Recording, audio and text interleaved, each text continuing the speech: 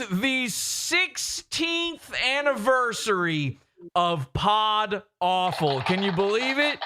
Insane, I know. I'm your host, Jesse Showman.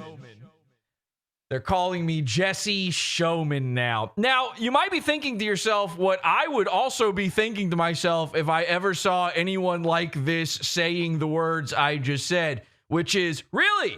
16 years? And? And? Now what? And of course, my answer to that, my response is, first of all, fuck you, me. Kind of a shitty thing to say to me. But secondly, I would also say, hey, listen. I mean, maybe it's existed for 16 years, technically, but, I didn't really get things started until like 10 years ago. And even then, we didn't really, the show was kind of different, like even just 5 years ago. And so really, it's kind of a whole different beast. And I keep getting banned on YouTube because, thank you to the actual Indians, by the way, who are working for YouTube. 7 million channels banned in the past 3 months. So you're actually beating Hitler's numbers with that one. Congratulations to YouTube. But listen, forget all of that. These are all just excuses. See, I've got plans, big plans, bad plans, criminal plans. A lot of people have wronged me along the way. And while those people are sitting there right now judging me for being at the station I'm at in my life after 16 years of putting my nose to the grindstone, while they're sitting there poo-pooing my accomplishments, I've been scheming. I've been plotting. I've been planning.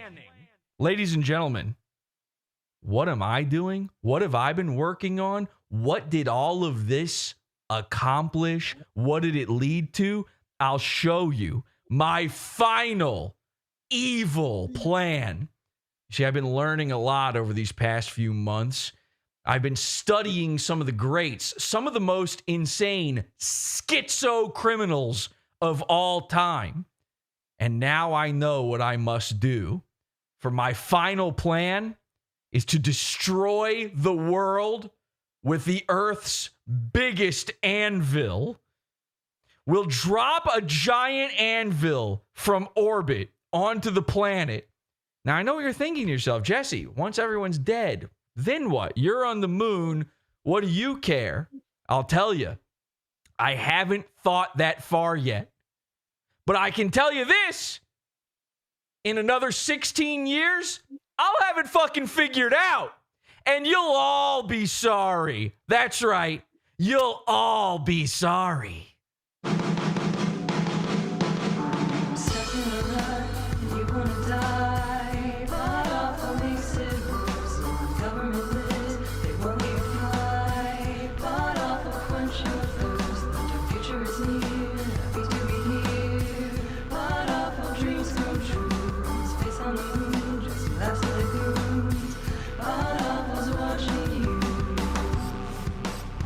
What seems to be the problem, officer?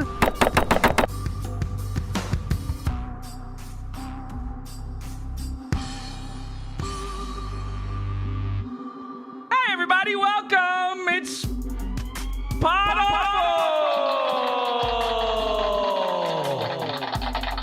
TV Super Show. The cameras are going to be messed up here. We had some technical difficulties that were really just fine the entire time, and nobody actually had a problem with any of that whatsoever the whole time. It was working just fine. Let's see what happens here in 2 seconds when the camera switches.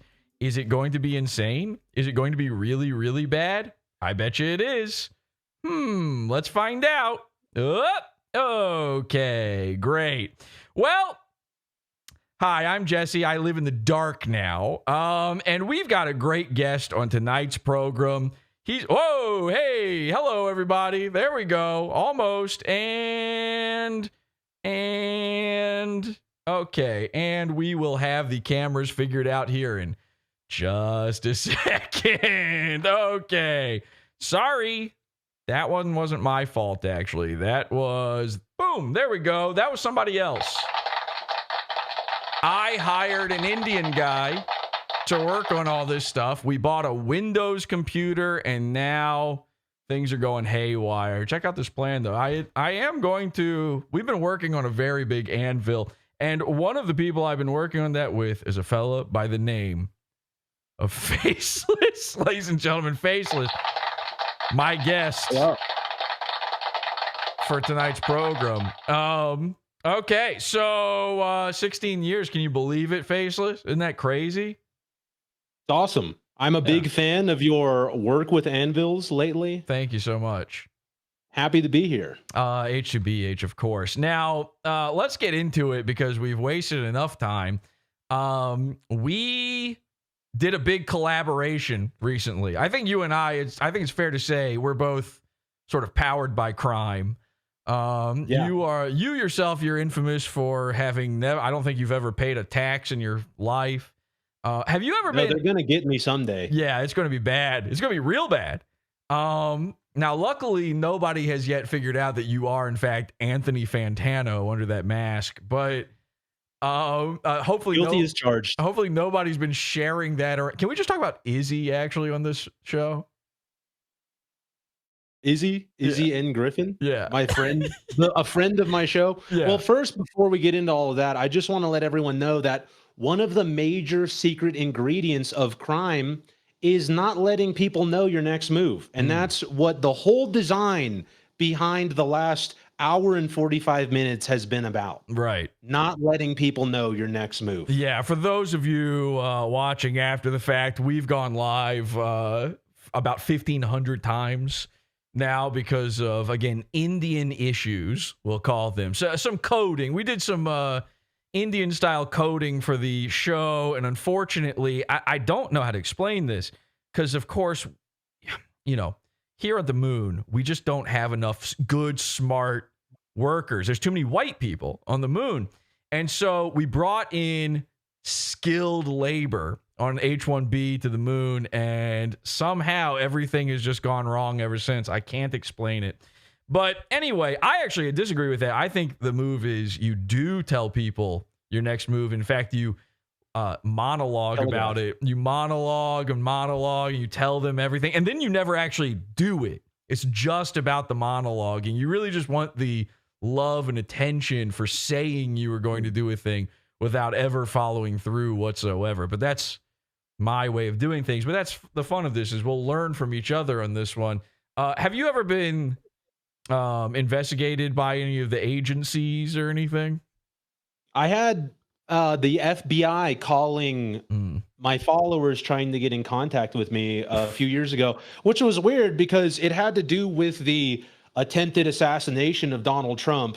And people like to do the whole make a fake account, say Faceless inspired me to do it whenever a name drops of a person who committed a heinous act. Yeah. And, you know, my followers like to get on it. They like to make up lore about me. They like to say that at the time I went to high school with him. He used to torture little animals back in the day. And, you know, and then the FBI's got to get involved. And they started calling my followers. And I go, you guys know who was involved in this was the day of, by the way, the day that they started.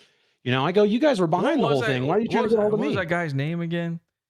I don't even know. Yeah, he used to be in my Discord. He was a big fan, but yeah, he loved PodAwful. Unfortunately, I can't remember his name.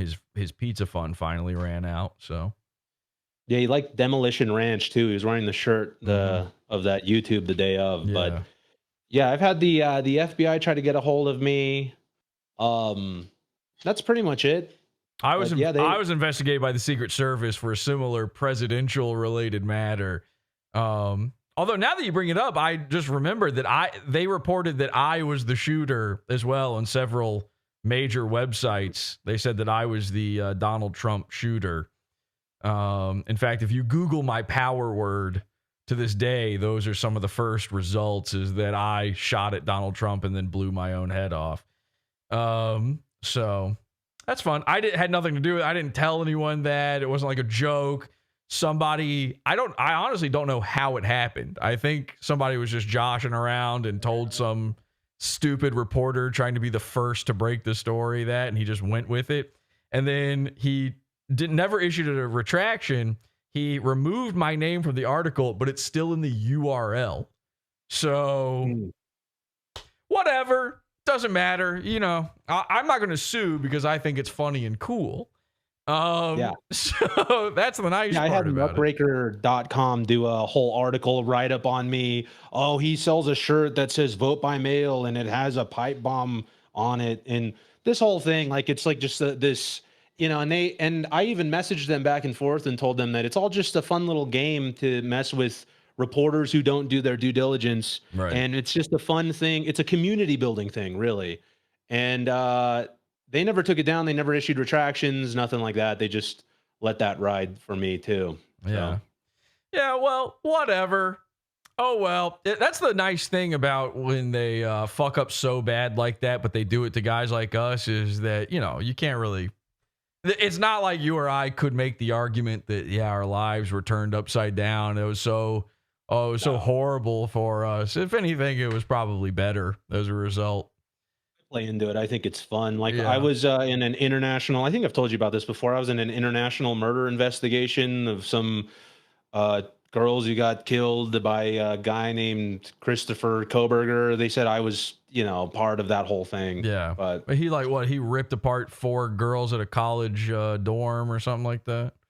Well, and you know, what's funny is there was this whole big thing. Someone made a fake Instagram about it, tagged me in a video, 500,000 views overnight. It was this whole thing. And a couple months ago, do you know what I saw? The judge called him a faceless maniac in court, and it made them all go crazy again. They're like, he's a faceless maniac. It's the clues, 889 angles. Yeah, that's so funny. Yeah, I was like, yo, that's crazy that he must have been in on the lore. He must have known. That's it. Yeah, because it doesn't make sense otherwise. Like, he's not faceless. He's standing there in court, presumably. The guy, he could be seen. People know what he looks like. I know what he looks like, and I've never even followed along with that story. So, what an odd thing to call the guy. Well, a faceless coward is what he called him. He called him a faceless coward. A faceless coward. Well, that makes zero. Literally, the only way it makes sense. Oh yeah. How does that make any sense at all? Yeah, that only makes sense if he's referring to you in some way. He must have been. He must have dropped that lore a little bit, you know, just for the fans in the audience. Wait, what's the happy face killer? I see that on screen too. What the fuck is? Okay, anyway. Well, I was also one time. I don't know if you even know about this. I was one time arrested because of YouTube. YouTube had me sent to jail. They called the police on me, which I didn't even know was an option. I don't know how they knew where I was. But yeah, they called the cops and said I was doing terrorisms and that I was involved with, I don't know if you've ever heard of this lady, a little lady by the name of, we call her name's Nassim, but we call her the Queen, Agdam, Tiny Nassim. She did a little pew pew sort of deal at some HQ of the YT, so to speak. And, you know, it kind of a silly incident. We're sort of making fun of it to a degree because she missed every shot. Only a female shooter could miss every single shot except the one to herself. And really just blew a great opportunity. But anyway, because I said something about that on the show, they sent me to jail over that. And turns out it's not a crime. So I went to jail for no reason. Never went to court. That kind of sucked. But that was like, you know, the investigation by the Secret Service, that moment, you know, these were sort of my first brush ups with crime. And I realized that crime is, number one, very easy to do. And number two, fun. Kind of fun, kind of funny, kind of a funny thing to do. It's like a little prank. It is. There is something sort of prank whimsical, and cute. Right? Yeah, whimsical, sort of twee and nice about it. I mean, it wasn't fun, you know, sleeping on a cheese sandwich and listening to a black guy scream all night inside a jail cell. Character development. It did add something. It certainly and it adds to the lore. And that's, of course, what it's all about, is adding to the lore. So that was kind of nice. Have you been to jail? You got arrested? I've been lucky every time. Wow. Yeah, I mean, I've been arrested, but I haven't been to jail. Okay. So I've been arrested. I didn't actually, I was held in a jail cell, but they just let me go after a day or whatever. Twice. Anyway, so I thought, well, man, crime is so easy and it's so funny. In fact, it's so easy it can happen accidentally. You don't even commit a crime, and now you're a criminal man. You go to jail, and you get to experience all these things. And also, for some reason, every single time you put out a new episode of your podcast, it gets downloaded 666 times exactly by a all in the town just outside of Washington, D.C., where the Secret Service is. Hager, I think it's called Hagerstown. Yeah, that was an interesting metric I kept getting for years after when that. I used to, in my other career, when I used to sell firearms accessories, we would get DDoS attacked every time we would do a drop on the website. Yeah, DDoS. Every time we did a drop on the website, we would get DDoS attacked, and I had to hire, funny enough, the guy that did internet security for the Olympics. But he same thing. He had an IP ban every DDoS, and he traced it to probably the exact same town that you're talking about. And he started tweaking out. He was like, "Hey, this is I don't know if I want to have any part of this." Yeah, it's bad. Yeah, I actually noted before I was investigated, before I knew I was investigated, before I was arrested, I'd actually noticed that metric. It was really odd. Like this very specific town, this very specific large number of downloads, all from it. You know, you see a huge number in New York or LA or something like that. That totally makes sense. But this was very strange, and I knew that it was Spook City is where it was coming out of. But I was like, what could I possibly? There's no way. That doesn't make any sense. There's no way they're listening to a podcast. That would be crazy. Turns out they were listening. So they came to my house and they made me write a letter of apology to the President and First Lady of the United States. And then they made me sign a document saying that they didn't make me do that. So, I thought maybe the best course of action in that scenario was to do it. I just did it. I listened and did what they were talking about. Crime is so Rusty Shackelford, though. Well, I did the little symbol for I'm signing under duress, which is like a little dot and a line kind of thing. Yeah, I did that, and I could tell the guy when I handed it back to the guy, he knew that's what it was, and he was pissed about it. But they didn't have like a second sheet for me, so they were stuck with that one. Yeah. So I've my brush ups with crime and crime adjacent things. By the way, apparently I'm involved in a couple of big crimes here. It turns out with Mersh and with Comedy Shaman. And I had no idea. I'm just now finding this out, by the way, that I've apparently committed even more crimes. All of this is to say, I'm very inspired by crime and by evil genius. And you brought back to my attention a thing that I had seen many, many years ago. It always stuck with me of like how absolutely botched, insane, hilarious, tragic, and horrifying this story was. The story of Brian Wells, the pizza bomber, which is like people do call it that, even though that name makes no fucking sense. It's epic. It's a good name, and it sounds perfect for PodAwful. Tell me how we got into all of this again, because I don't even remember. I saw some YouTube video about it, and I was like, why aren't people talking about this? This is awesome. This is the coolest thing ever. Well, they did make a documentary about it. It's called Evil Genius. They made a documentary about it. And there was the most fucked up and insane part of it is this is a real story. This is a real thing that really happened. A dude's head got blown off. And presumably he was a victim in this, which I know sounds crazy to say about a guy whose head exploded, but presumably he was in fact a victim. And then they made a comedy movie starring what was it? Jesse Eisenberg. Oh yeah, Jesse Eisenberg was in, and it's where they like loosely based it on it. And I think even in the marketing materials for it, what was that movie called? 30 Minutes or Less or something like that? They strapped a bomb to his chest. Right. In the marketing materials for it, they even said this is like loosely based on a true story.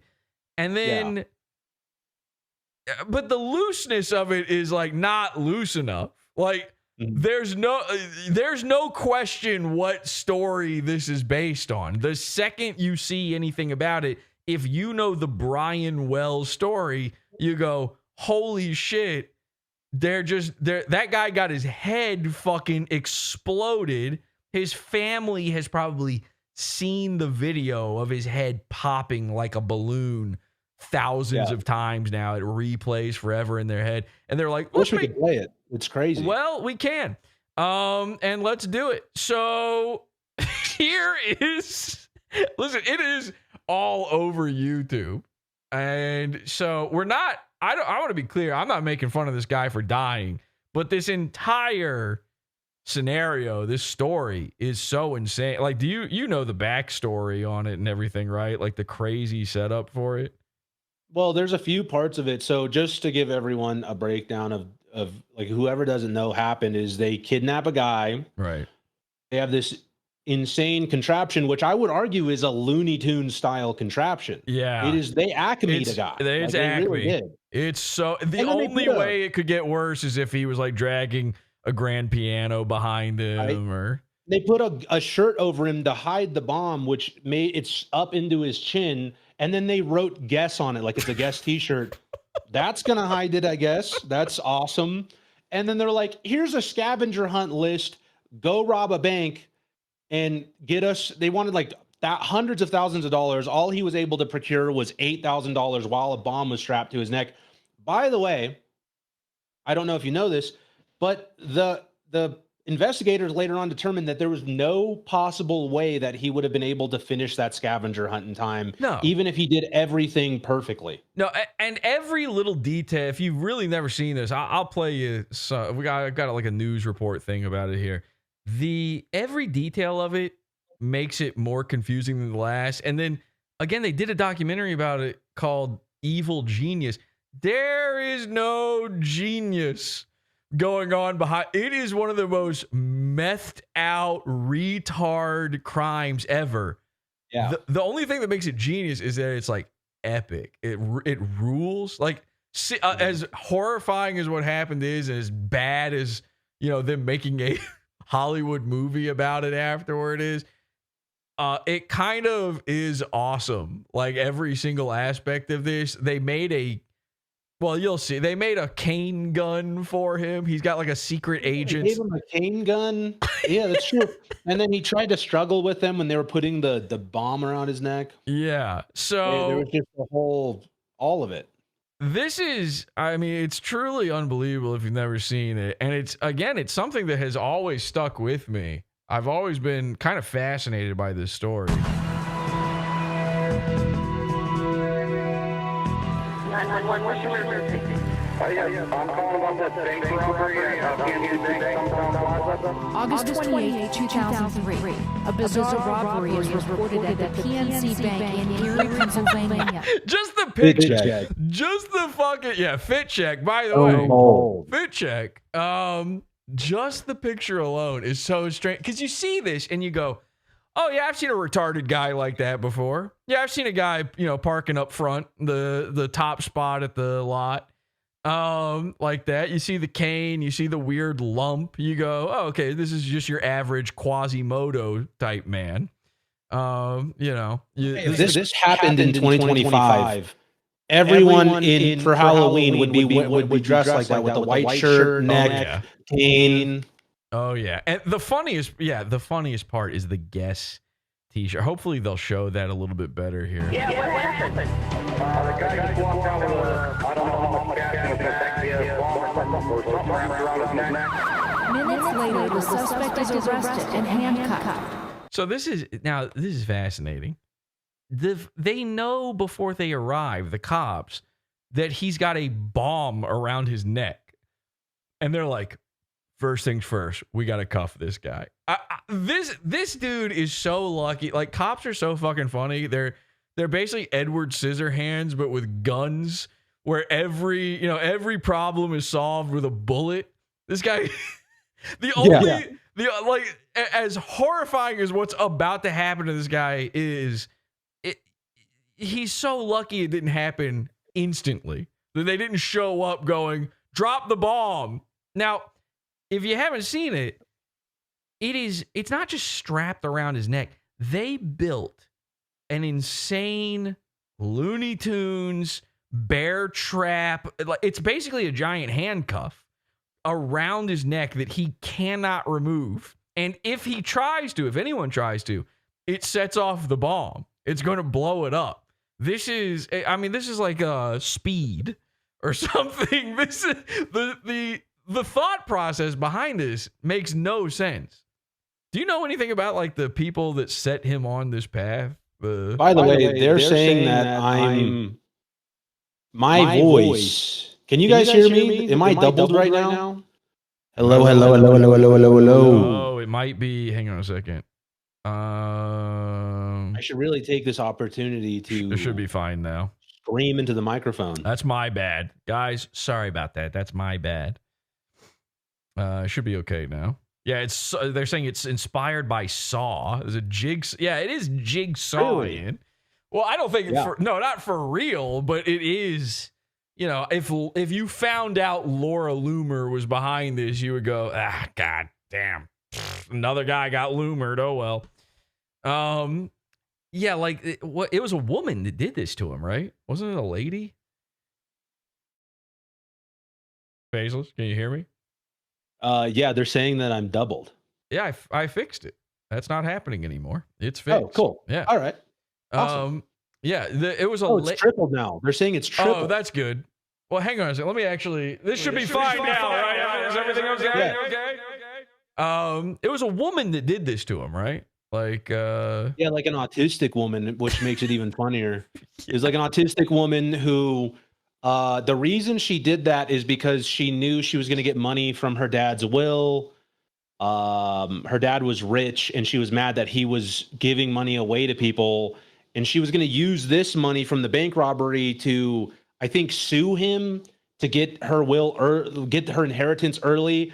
And it turned out by the time this had all taken place, the rich dad had given all the money away anyways. He didn't want to leave her any money because she sucked. Yeah.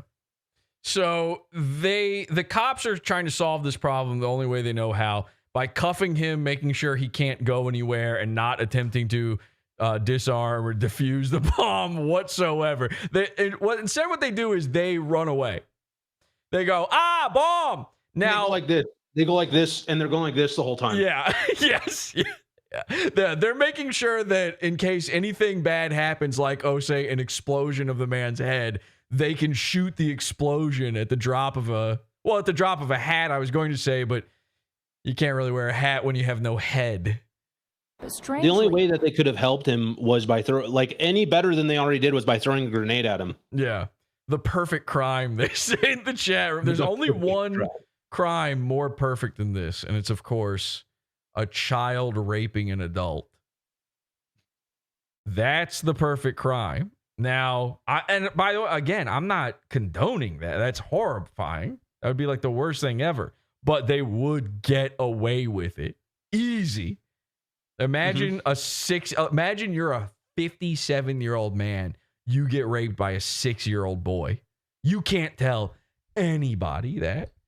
You're never, ever, there's no going to a counselor about it, getting therapy for it. You can't tell your priest, even the priest who probably raped the same 6-year-old boy would, That's probably where you learned it from. Yeah, I learned it from watching you, Father. Yep. Yeah, you can't tell anybody about that. And then imagine if he did. Imagine he goes to the cops about it. They start forming a perimeter around him, pointing their guns at him, backing up slowly, getting away from him as slowly as possible. He's not hauled off to jail. Instead, what happens next leaves a police force and an entire town scratching their heads in utter... Okay, don't say scratching your head. That's kind of... What, are you trying to make him jealous? Because he can't now? disbelief. Yeah, so he says, well, I don't have a lot of time. Yeah, that is kind of a big, important factor in all of this, is there is a countdown afoot. Maybe they would have moved, as Looney Tunes as this was, maybe they would have moved a little bit faster if it was just one of those big black bombs where you can see the fuse going down. That might have been a tactical error on our autistic anti-hero's part. And this is an important thing too. Again, the lady who set all this up was an autistic lady. If you have kids, if you notice even a speck of autism inside them, a trace, just the tiniest little, if they start to show any interest in trains, give them as many train sets as possible. Make sure they never find out about bombs. Okay, Yeah. You need to focus. You would rather have Chris Chan than what could possibly come of their autistic obsession focusing in on the wrong thing. Don't let them near a knife for like 10 years. Okay, don't ever tell them, the inner workings of any sort of harmful device. If they know the word tang, they're going to be flipping knives around. They're going to find out about a Bally song. It's going to be bad for you. The bank robber is Brian Wells, a pizza delivery man. Strapped to his neck and shoulders is a bomb. By the way, that mugshot. They picked up his head afterwards and then held that up and took that at the precinct. They're like, "Look, we did it! Good job, huh?" They high-fived each other. That must rule to be a cop and be like, another job well done. The guy's head is everywhere. With a crude-looking metal collar that they saw this. Here's the collar that they put around his neck. They saw this thing and they were like, "Yeah, I got the key for that." Locks. State police corner Wells barely 100 yards from the bank in the parking lot of an eyeglass center. As employee Dina McPhee watches. They cuffed him, and then he must have said something about a bomb or said that he had something on him. And again, my first clue would have been the giant mysterious lump under the fake t-shirt, which this might be the first case ever of fake t-shirt. I didn't think that was even a possible mode, an option for your apparel, but he did have on a fake t-shirt. Well, here's his major flaw. The whole problem with it is that when he went into the bank, he was as cool as a cucumber. He grabs a lollipop and pops it in his mouth, and he's like, hands him the note. He's acting like he's in on it. Yeah. I don't know if I would have the same resolve if I had a bomb strapped to my neck. I don't know if I could say the same. Well, there is a lot of, chatter about was he in. A lot of people think he was in on it. Because he knew them prior, supposedly. He knew them again, like you were saying. Yeah, he literally in the picture has a sucker. He had the time for a sucker. In his mind, he's like, good to go. Yeah, I'll take pina colada. Lollipop. And he popped one of those in. Now, I got to be honest. From my and I do have a conspiracy about this, by the way, that I think we should go over. I've got sort of a schizo conspiracy surrounding this story of my own that I never see anybody addressing. Here's the thing, though. I have to go, despite all of my conspiracy leaning thoughts on this, I think he was not involved. I don't think he was in on what was going on. And my reasoning for that is because his head exploded. And I feel that's a hard one. Yeah, I feel like if he was in on it, it could just have been a fake bomb. But the part where his head became mist within an instant says to me that perhaps he was, at the very least, he didn't have all the details put out in front of him. Like when they had the chalkboard up and they were doing a diagram, the X's and the O's, which one's going where, he probably missed that day. The meeting or something. They probably had two different group chats. Maybe that was it. Something like that. Yeah, he was not in the right signal. Because then he the police officers proceeded in running in different directions. Imagine being one of the cops who was there. You see this fucking thing on the news. You're like, no. Actually, nah. We didn't. We were there the whole time. We were brave. As the area is evacuated, cameraman Dan... They're running. You see a cop running. By the way, I saw that the bomb squad was like taking their time too because they didn't take it seriously. Yeah. No, they didn't think it was real. For 100%, they didn't think it was a real bomb. And why would you? This looks like a Batman fucking plot. I personally know a guy, by the way, this is going to be I'm going to drop a little bit of faceless lore. I personally know a guy who robbed 15 banks back in the 80s, and he said it was so easy. He already served time. He served like 20 years. He said it was stupid easy. You would just walk in, hand them a note, pop a lollipop in your mouth. They'd give you what they have, and then you'd walk away. He's told me all the stories of robbing banks back in the day, and well, I guess it was simple. You got to imagine that before, security cameras were ubiquitous, there was like the trope on TV and in movies of, the guy he's got the pantyhose on his head. He shows up, he hands them the note. And at a certain point, they must have hit that apex, that sweet spot of pre-security camera, post everyone knows the drill, where they've seen it enough times. Like, okay, we've got the note. Here's the money. They already have the burlap bag with a big dollar sign written on it. Yeah, ready to go. They're like, here you go.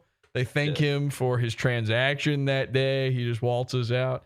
I think this guy that I know, he even did grocery stores. That was a big one too. He just would do grocery stores anywhere he went. And you know what got him caught was he brought a getaway driver on his last one, and the getaway driver fell asleep with the car running. And when he got back to the car was dead. So he had to start taking off down alleyways.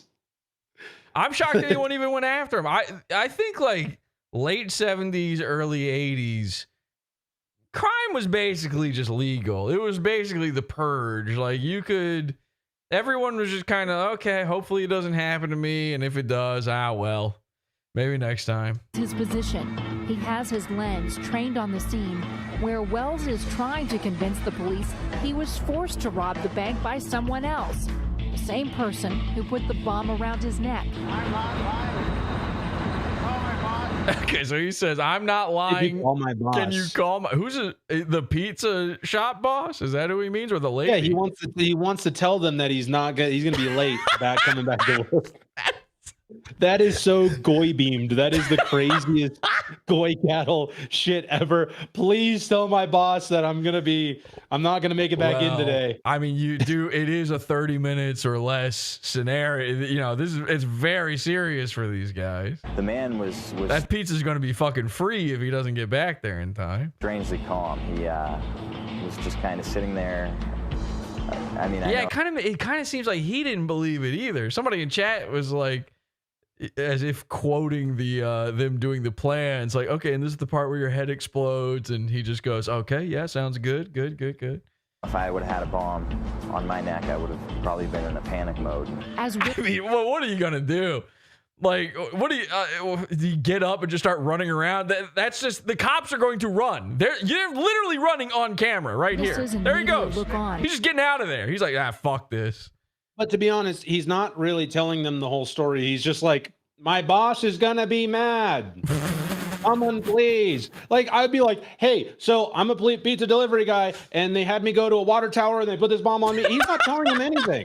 He's not explaining shit. I'd skip the water tower part. I would just be like, I think the move, like, what is the move? How do you win? Let's say you're dummy with the bomb around your neck. Number one, how did they get the fucking get a gun cane away from him? What happened to that? How come he didn't shoot at some people, It's true. Nobody talks about the gun cane. Where did that go? What happened there? I think my winning move here, if I'm that guy, is to, he is handcuffed, but he's not shackled. Beyond that, get up and start running at the cops. Like, make it their problem. If I'm gonna go, you're coming with me. It's like lemmings or something. You just start popping them all. Well, they're clearly scared of him. They're scared to get in within a perimeter of him. He should have just went to the next destination on the scavenger list. True. They're not. What are they going to do? They're just going to follow him, aiming at him. They're not going to following from a scared distance. Yeah. Wells talks out loud about the bomb to anyone who will listen. He pulled a key out and started a timer. And by the way, you can see a pretty good shot of the fake guess shirt here, where they just wrote in marker on the shirt guess, which okay, well, they're trying to make it look like a normal shirt, I guess, by covering it up. Here's my question. Did they choose guess because of like it's sort of irony laden, like guess what's under here? Are they pulling a joke by doing guess? Couldn't they have gone with something else, or was that completely unintentional? I think they thought they were really smart. I think they thought this was a airtight plan and that there's no way that it was going to go wrong. Yeah. That's what it seems like. Except, maybe a couple extra minutes. I would have, if I was on the other end of it, I was planning this, I'd give him maybe 3 or 4 extra minutes on that thing. That's just me. Yeah, I would too. Yeah.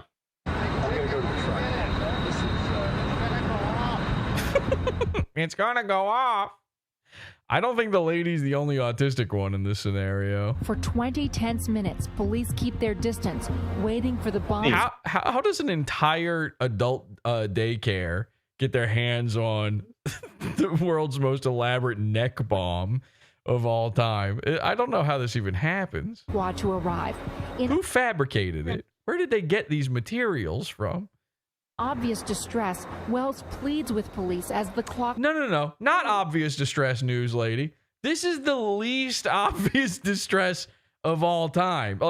Yes, he's verbally saying, I think my head's going to die, but he's not. No, he's pretty chill. Yeah, things seem kind of cool, honestly. Think about the energy level you were at an hour ago when the stream wouldn't work, and think about where he's at now. He is chilling, dude. Yeah. And Brack says, man, this got memory hold out of existence. Yeah, because they don't want you to know that you could just do things. Exactly. You could just do cool stuff like this. Exactly. They want you to forget about it. This is the point, guys. This is why we're bringing back Pizza Bomber. And by the way, tons of YouTubers have done that. I was going through trying to find just a normal news report on this so that we could play. And I found about 150 autistic kids doing their own little YouTube essays on this.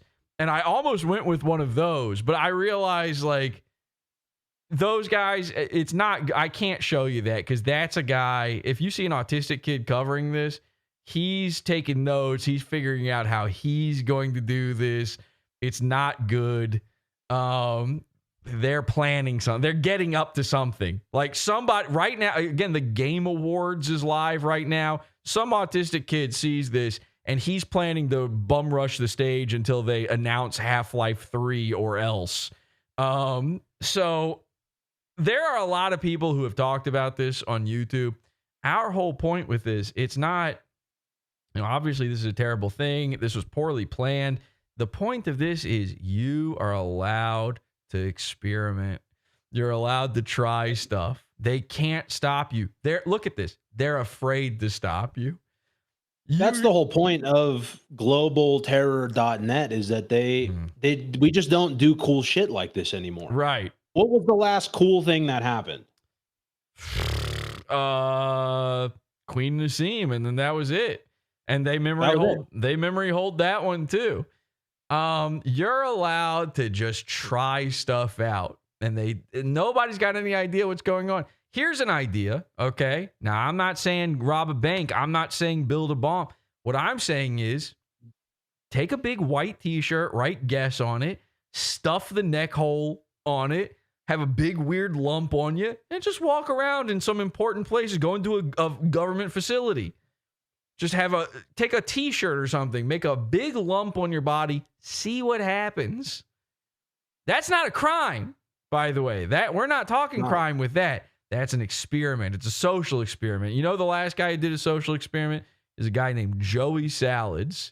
You don't ever hear about him anymore. That's another guy who got memory hold. They don't. Who's that one Middle Eastern fuck? Oh, are you talking about Fuzi? Fuzi had a mental breakdown because he thought he was Drake. He's the reason people say crash out now. He's the living embodiment of crash out.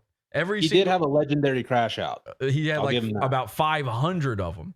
I think the first time I saw the term crash out, he fucked a girl in an airport or something. And they were like, this is a crash out. And I go, this seems like he's having a good time. But that's the point. You can do that. You can just meet a girl. This guy should be crashing out. Yeah, he's chilling. That's the problem. Is I don't think maybe they sedated him or something. I don't know. And that's a thing you can do too. You can sedate a guy. These are all options.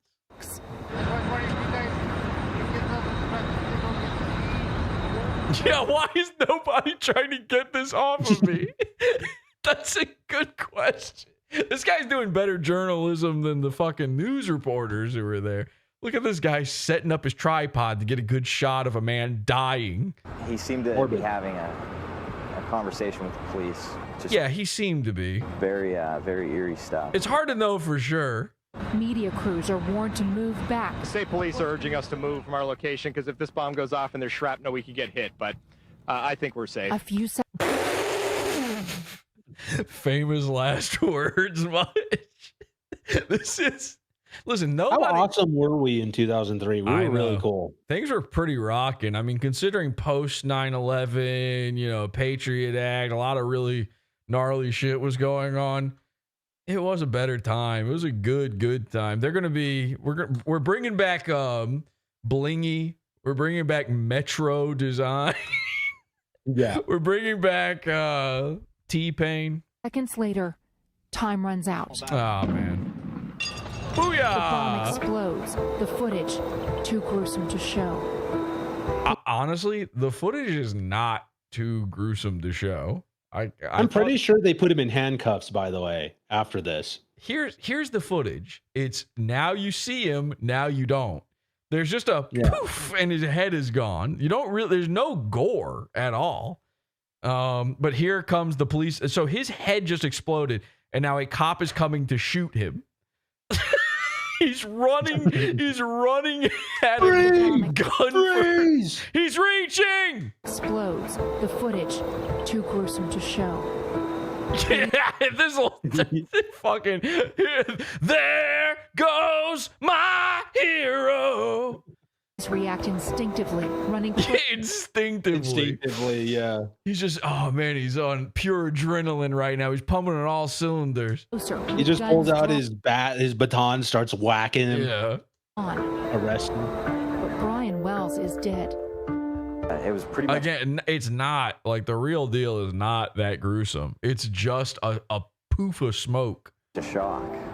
I remember standing there for a few seconds in disbelief, not thinking anything like this could have ever happened. ICU-12 interrupts this program.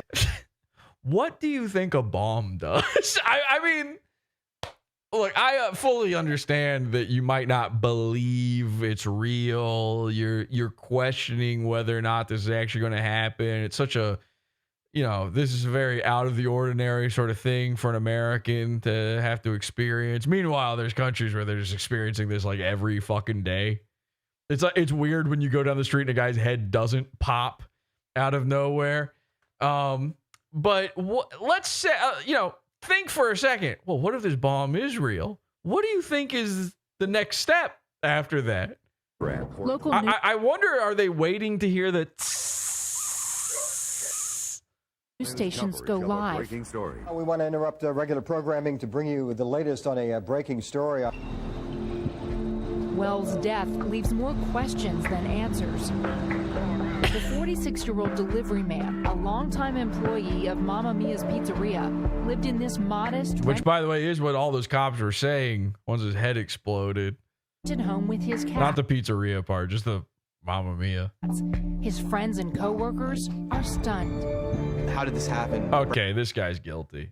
Look, and by the way, during this, this isn't really publicized as much, but during this time, while this was happening, the guy who built the bomb had a dead body in his freezer. oh yeah. Did you know that? Yeah, I did. I forgot. And so he went to the cops afterwards, and he's like, "Hey, I just want to let you guys know, I got a dead body in my freezer. It ain't got nothing to do with that whole bomb situation. It ain't got nothing to do with that." And they were like, "Okay." And so they secured a 30-foot perimeter and pointed their guns at the freezer, and everybody was safe after that. Yeah, that is so. Yeah, there's a lot. I mean, it's meth, right? The answer is meth. All of your questions. They say, "Wow, there's a lot more mysteries now that he's dead." There's more. We're not getting all the answers. It's meth. I don't want to ruin your. I'm not gonna. I don't want to ruin your segue, but we also have a list of crimes that I think that we agree are really, really cool. I mean, some of them I haven't really even told you yet, but one of them is meth. I think meth, like, I'm straight edge. I don't drink. I don't do anything, but what comes out of meth usage is really cool. It's really awesome. Now I'm gonna have to disagree with you on that one. Now again, I also don't do drugs and find them to be annoying, I guess is probably actually the best term. I would agree. And for me, just me personally, in my own personal life, here we go. I see what you're saying. Totally.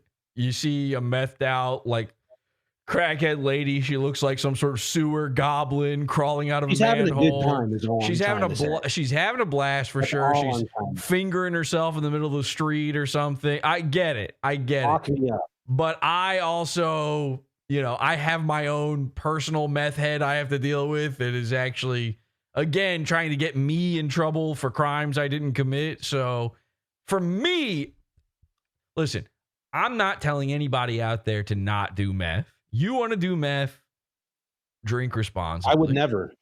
I think maybe you probably should. Again, try it. I've never even tried it. So how do I know?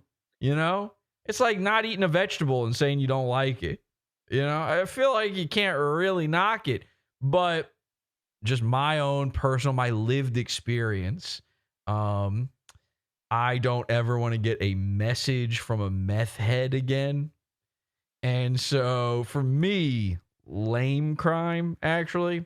Honestly, most of the, it's not like the movies. Most of the no good nicks who get into these, japes and, little Scooby-Doo scrapes when it comes to their methodologies, it's mostly a lot of just jabbering alone to themselves. There's not a lot of cool stuff really happening with the meth heads. They're not. So it's got to be autism and meth. It's got to be both, is what you're saying. Well, no, because I can tell you exactly what happens with autism and meth. You just listen to Opie and Anthony and think you figured out unlock the secrets of the universe as a result of that. You know exactly the strings that are controlling the system.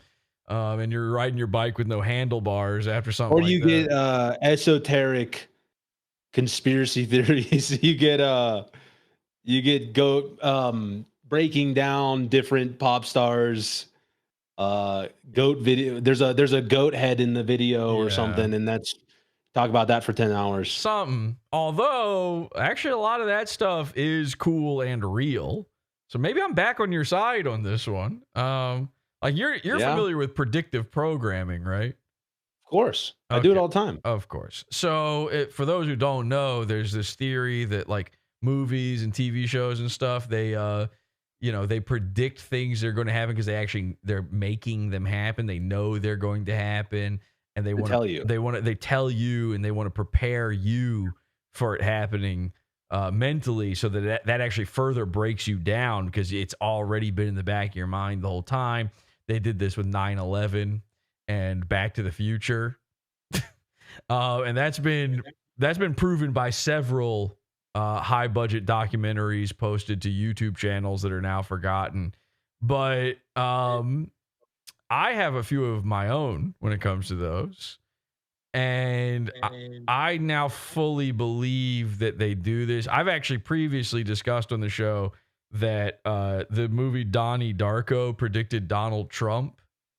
They also say Back to the Future predicted a bunch of things.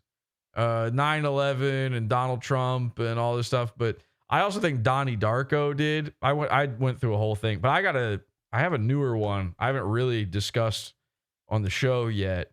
And I got to be careful about how I say this. Have you ever seen Bill and Ted's Excellent Adventure? Of course. Okay. Now I love that movie. Now, if there was another Wild certain Stallions. The Wild Stallions. Now, a certain pair of, troublesome teenage high schoolers got into their own excellent adventure a few years later in 1999 at a little high school called Columbine. And I believe that the rootin' tootin' word, you can't say these things on YouTube, but I believe that Bill and Ted actually fully predicted and pre-programmed the Colorado rootin' tootin' event. You got high schoolers, obviously, to outcast high schoolers. The Grim Reaper. You got that's in the sequel. I do believe the sequel is also involved, but you've got Billy the Kid who's got guns. He's the kid and he's got guns. They bring him back to their high school. The finale takes place in the big auditorium where there's a big spectacle of something happening. There's a lot of stuff. Look, there's a lot of clues. We can get a lot deeper into this one day, but suffice to say, Bill and Ted's Excellent Adventure did predict Seabine, and maybe more importantly, Mouse Hunt predicted Epstein Island. I can't even get into that. If we were on meth, we would do a 10-hour deep dive right now and find every little clue. I could do it right now without it, but it would help. It would help. You're right. Which makes it cool. Yeah, and then we might, who knows, strap bombs to our neck, see where it goes. This is so far out of character. This is against everything that he believed in. The bizarre case baffles law enforcement. Did he act alone? Joan of Arc was in it. She was a child, basically, who died. Was he part of a conspiracy, or was he telling the truth? She died because of her faith in God. They killed her. And then there was that girl. There was that girl where they were like, "Do you believe in God?" And she was like, "Yes." And they shot her. So it's a Joan of Arc thing. Truth. If he was doing this just on his own, why did he use a live bomb? The FBI launches an investigation. They retrace Wells' steps. He left wait a minute. This is starting to not make sense here. Mamma mia. Delivered 2 pizzas to an address that only adds to the mystery. We visited the site that evening to where he made the delivery, and that delivery was down a dirt road, and at the end of the dirt road was a radio tower, and that's all that was there. The next time he's seen is in the bank, demanding $250,000 with a bomb strapped to his neck. This is the first time. Okay. All right. Now you've gotten a good look at his bomb collar, his shirt, all that kind of stuff. Now here's where things get a little bit confusing for me. Let me show you something. Okay. This is one of my little pet, now maybe not theories, but I just am wondering what the fuck's going on in this. Let's take a look at this image right here. Now, this image, I don't even know where this image came from. That's part of what makes it so confusing. Okay. Here's why the fuck is it so gigantic? This image you can't find anywhere. All right. You'll never find this image. I had to pull it out of a PDF. Where the fuck did a full color photo of him inside the bank come from? Have you ever seen this before? No. Why does the guess on his shirt look like it's not handwritten? It's completely different than what you see in all of the other footage of him. It's totally different. Just a reenactment or something? No, this is the real thing, apparently. Supposedly. Supposedly, this is really him. I mean, there he is. He's got the fucking sucker in his mouth, too. The whole 9 yards. It's all happening right here. So, what the fuck? What's going on with the shirt? Where did this picture come from? Was this happening before? Who took this? Did he pause for a minute? Did somebody go like, hey, you mind if we get a picture with you real quick? We heard you're going to die. What is this? What is going on? Yeah. Wow. I don't know how to explain it. Maybe we're going to go through and find a movie that actually foreshadowed this. Yeah. Well, I think they actually made the movie after on this one. It's a very rare. They screwed up on it. They did it too late. Fucked that one up real bad. See, look at the shirt there. That is a totally different look to the lettering on the shirt. We've ever seen anything like this where somebody has actually put a live bomb around them and alleged that other people have told them to do this. And they don't believe him. His fucking head is in orbit right now. And this guy's still like, yeah, right. Like there's other people involved. Okay. Speaking of what guys have on their shirts, I think we should discuss what's really important here when it comes to the pizza bomber, which is you designed a shirt. So for whatever reason, the pizza bomber popped back up in your head and you got to work on a shirt design about the pizza bomber. You want to tell people about it? Yeah, I saw are you able to pull it up? I'm not able to pull it up. Like, are you able to show people what it looks like? I'm wearing it. Number one, I'm wearing it right now. That was smart. I just saw that and I thought that was the coldest fit that I've ever seen. The knockoff Guess t-shirt, the lollipop, the cane disguised as, or the gun disguised as a cane, the New Balance sneakers, the blue jeans, it just all fit together so well that I designed the Pizza Bomber fit check design, and I took a step back and I looked at it and I went, this looks exactly like PodAwful. This doesn't look like anything that I would release at all, actually. Yeah. You accidentally designed a PodAwful design. And you were showing it to me, and in my head, I didn't think like, oh man, I'm getting ripped off here. I just went, I love this. Why is this perfect for me? And I went, okay, pizza, sure, fine. Bombs, silly goofs of blowing up a guy's head. All of this. It's like a silly prank, like a little whimsical prank, like a Looney Tune ass prank. Yeah. It fits so well. Yeah. I'll show people on both of our sites because we are now both selling this shirt. I'm selling the red mode version. Faceless is selling the black version, but here's the basic overall design here. Pizza Bomber, cooperate quickly and you will survive. Which was written on the note. Right. That was written on the note. I've really been getting into design that just looks ridiculous. Like I tried my best to just make this look as insane as the notes that they wrote to him. Yeah. And had him the scavenger hunt notes. Here it is over at GLOBALTERROR.net. Check this out. There's the black version if you want it from Faceless's site there. And as you can see, we've got the collab print in there with Clickhead wearing a ski mask on there. But yeah, you showed me this image. I'm like, yeah, this rocks. This rules. And then, a week later, Faceless was like, oh, really? You were like, man, that's really cool. I wish I had a design like this. Well, I did. I was jealous. I was 100% jealous of this. And then Faceless came to me and was like, I feel bad for trying to sell this shirt. I'm ripping you off. I'll let you collab with me if you don't mind that I'll allow it. If you want, so I can sell this without guilt. And I said, what the fuck's a collab with a shirt? And then that's exactly what happened. And then 4 months went by where we didn't know how any of that worked or what any of it meant or how to do anything. And we came up with this, the most retarded idea ever, where at global-terror.net, you can buy the black version. At awful.tech, you can buy the red version. Here's my site, by the way, awful.tech. And You were supposed to be able to buy the white version as well.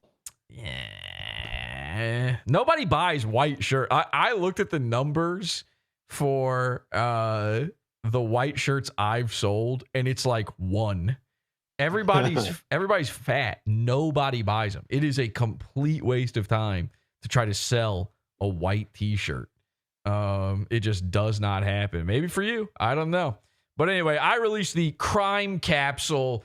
3 new t-shirts at awful.tech. You can get the Lone Wolf Gang Stalker shirt, the Hang In There, an updated Jeffrey Epstein t-shirt. We had the old one where he was just getting killed by Hillary. Now Donald Trump's in on the action too. Now that we know the truth, and you can call any of these phone numbers. Again, you're allowed to just do anything you want. And all of these phone numbers on the shirt work.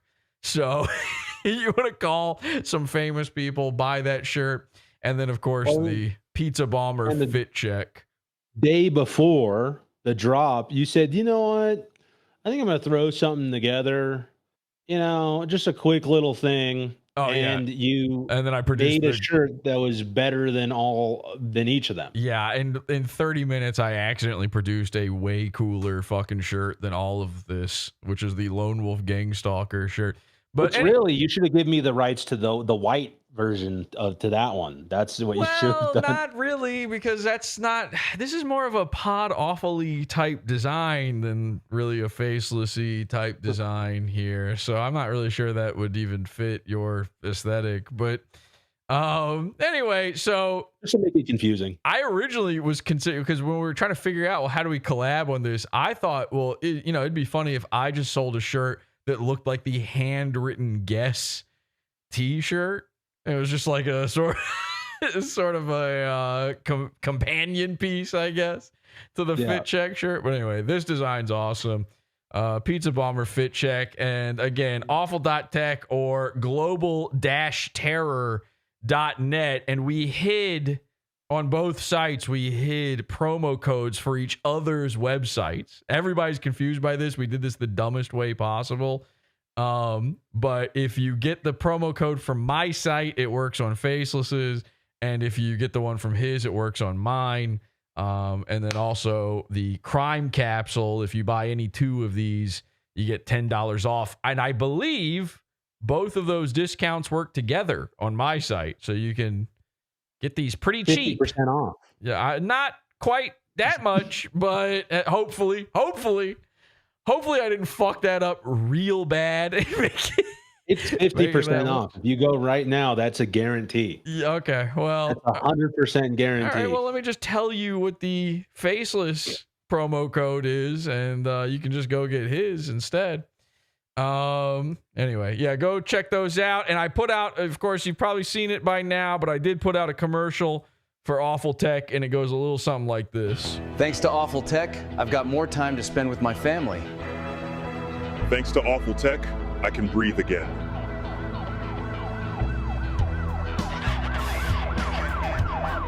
Thanks to AWFULTECH, I can hang with my friends, feel young again, and live my best life. Talk to your doctor today to see if AWFULTECH Capsule Concepts is right for you. Visit awful.tech to see more. Now, I'm being told in the chat that the discounts don't stack, unfortunately. That's odd, because a lot of them do. We have a lot of discounts on the site, and so that wasn't by design. I don't really know why that's happening, but apparently they don't. Imagine not having a Chris Chan color-coded shirt. Okay, well, I can't imagine that because I do own one, but if you're saying I should be selling one, you're right. Fuck, you're right. You're absolutely right. I should be. No, I don't think I can, I don't think one of the options I have is a collared long sleeve like that. That would be kind of silly, but by the way, Glebe is one of my top ideas guys. Oh, really? Okay? Yeah, he's one of my top ideas guys. Okay, well, then I should probably ban him. He's going to be churning those out. Might be banning him from the chat then, actually. Someone else says, wait, am I supposed to know this guy? No, he's wearing a fucking mask. What are you, retarded? How would you know a guy wearing a goddamn mask? What an idiot. Well, anyway, so a lot of crime is being committed. Crimes are afoot, and they are getting more. If you think a guy's head blowing up is schizo, wait until you hear this next one. Apparently, and again, I had no idea about this, but according to my sources, and I found this out about a week and a half after the fact, apparently Mersh is once again tinking about me to the police. Tink.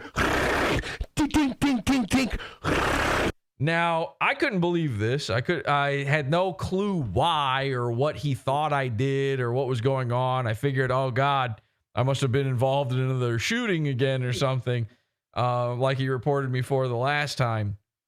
Turns out, a guy named Chad streamed nearby his house, and Mersh and his delicate sensibilities got so upset by this that after spending a week and a half telling everyone he didn't call the cops on the guy, he went in person to tell the cops on the guy. And that was good when he did that. Now, he was saying for a week and a half, Faceless, he was asleep when the guy showed up. He never would have called the cops. That would be gay. And then he went to the cops directly and told them that not only this guy tried to, I guess, rape him or something. I don't know what crime he was reporting, but that I was involved and a third party was involved.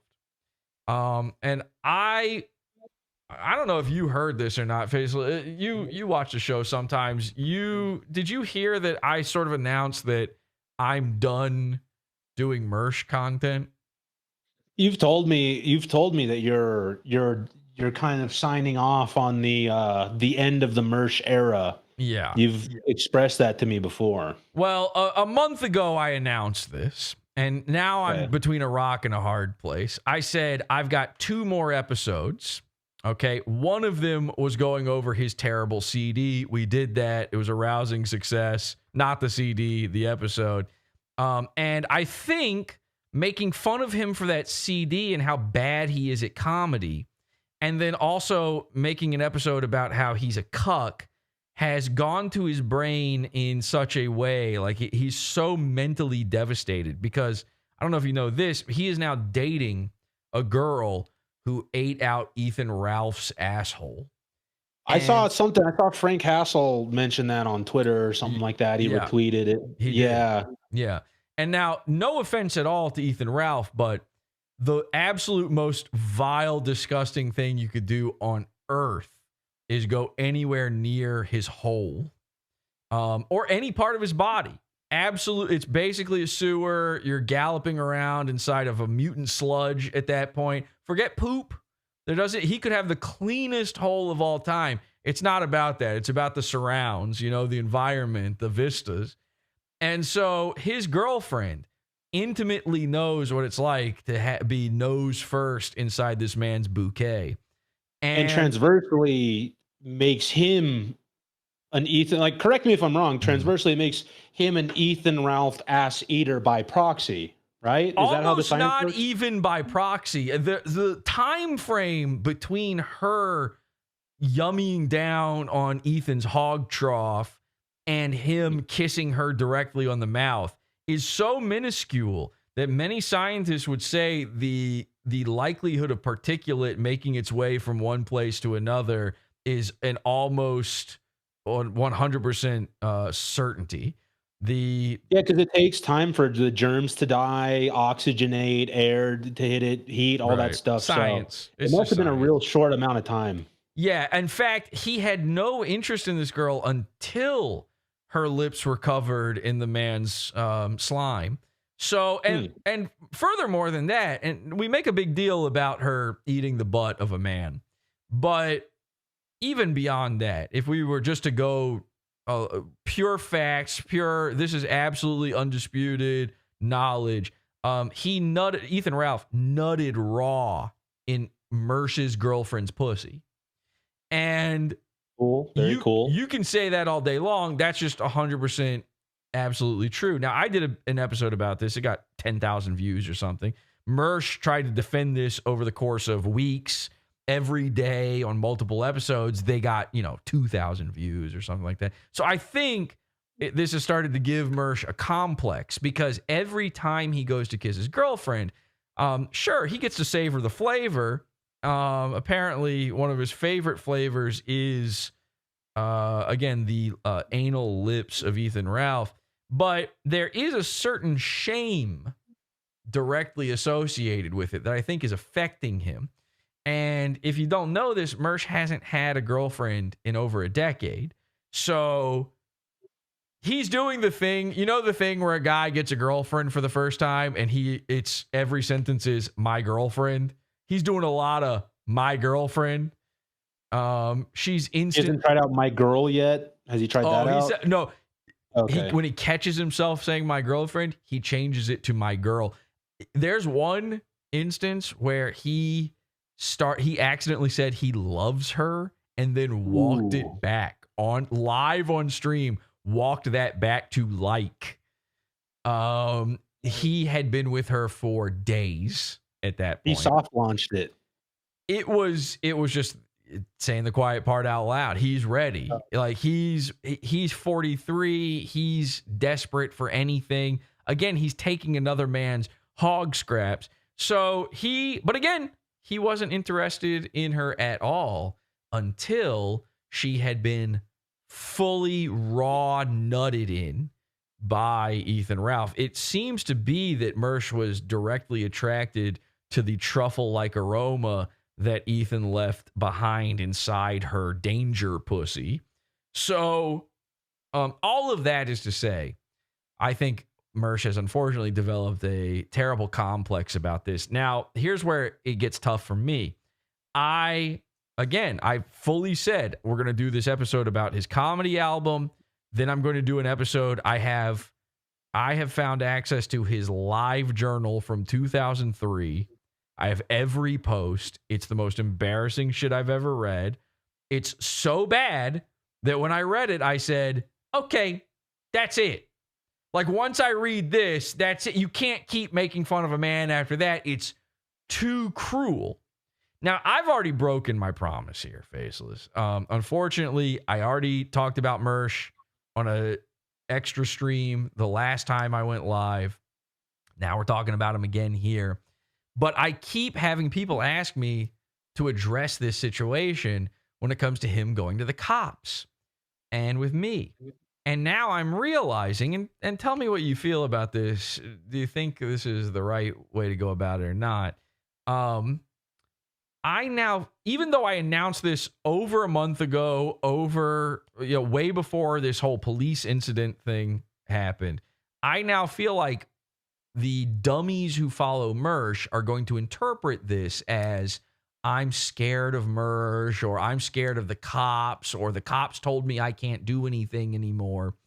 And so now I feel what an idiot. How stupid would that be if you were afraid of the police? Well, okay. So first of all, let's just be clear about this. I don't think anything's going to happen. Clip it. Here you go. You ready? You ready for a good one here? Here's some predictive programming for you. Get this one prepped for when something bad does happen, okay? I don't think anything is going to happen from Mersh going to the cops. I don't think I'm ever going to hear about it again, just to be fully clear. But the irony here is Mersh obviously is trying to enact some sort of lawfare against me so that I'll stop saying his girlfriend is a toilet mouth. That's what's really happening here. I think the only way to stop that is if he kills you. He's going to have to kill you. I think he thought that the police effort, and again, he's tried this on me before. He has threatened it before and not necessarily done it. He's threatened to sue my dad for my dad's money, my nuclear physicist dad, for his money. He's done all these things, and I think he really thought that this would get me off his back. And the irony is I was already trying to get off his back. I wanted back down now. You can't back down. Now he's accidentally reeling me in, and I'm kind of going like, I think I have to I think it's Mersh week forever. Now, is that the wrong move? Am I crazy to do that? Not legally. No, you have to. I'm an optics guy. Right. You know, and everything's pointing towards he's going to, you know, and I don't even know Mersh, right? I don't even know. I have nothing to do with this, but you know, it sounds like he's gonna push this into a soft victory and start, you know, oh, he's scared. That's right. I called my dad on you. Right. I called my dad on you and you're going to stop now. So yeah, if it was me, I would just, you have to double down. You have to, just being smart about it. Either way, I was still going to do this live journal episode. Again, the most embarrassing stuff I've ever read. This is a guy who we found out this year has a CP Tumblr. This live journal thing is worse. And I believe that maybe the third option here is that's what Mersh is actually trying to prevent here. I think he knows that this live journal thing is going to be a big spectacle. I've already billed it as the final Mersh episode. People are going to tune in for this.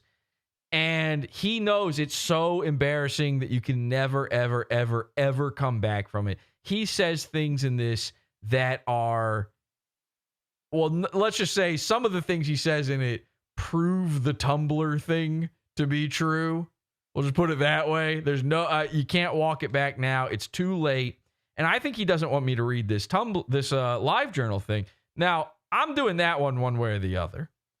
Just to be clear, that's happening. And in fact, it's probably going to be a multi-episode event. This is years and years worth of posts on this thing, and I plan to read every single one of them.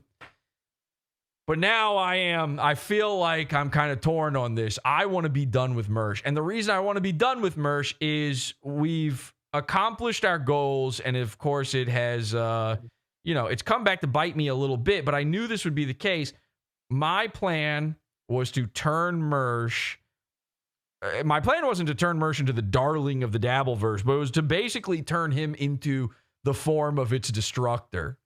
And that's happening. We're there. The Dabbleverse now loves Mersh. Now, that was unseen, but of course, that is the best way to go about this because the Dabbleverse now has to say a cuck is their best guy. The Dabbleverse has to say that a failed comedian is their funniest guy. They have to say that a guy who is getting Ethan Ralph's pussy crumbs is their most sex-having guy now. He's the top of what they've got. I hate the Dabbleverse. And the whole reason I haven't brought up this Mersh police incident thing is because it's Dabbleverse content. These guys are all talking about it for 2 weeks, and I want nothing to do with these freaks. Now, I'm going to be clear right now. Yeah, Mersh fatigue, they say in the chat room. I have Mersh fatigue. I want to be clear about this. The Dabbleverse is now the Mersh effect. Every single one of them. Everybody that's involved in that.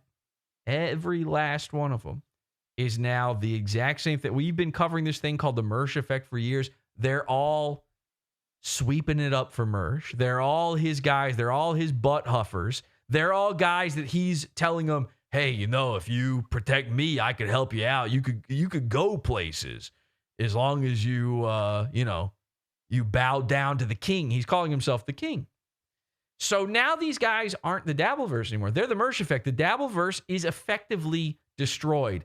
But it's so radioactive. It's so boring. It's so gay. The little bit you've seen of it, Faceless. I mean, it sounds really cool. Yeah. Sounds actually really cool. Do you want to go hang out in a nursing home? Is that what's going on? Yeah, I mean, you have the ability to. Now, if you have a StreamYard account, you too can go babysit grandpa at the Shock Jock nursing home. It's so gay and sucks so hard, and I want nothing to do with it. In the new year, I don't want to be anywhere near any of these freaks. And that is why, and the only reason why, I was giving up the whole Mersh thing. So to just address the legal issue here, before we have our final Mersh episode, possibly our final Mersh episode, again, this Chad guy went to Mersh's house, never set foot on Mersh's property, never even crossed the street. He was on the opposite side of the street from Mersh's property. A third party named Quadfather called the cops on both Mersh and this Chad guy and lied to the cops and said that both of them were armed and threatening to kill each other. This was only found out because someone did what I said and got a FOIA request to find out. Now, I was saying on the last episode of the show, I think Mersh called the cops and we need to find out. Well, then someone found out. And perhaps I was wrong. Perhaps Mersh didn't do it. Now, that's not necessarily true. He might have still also called the cops.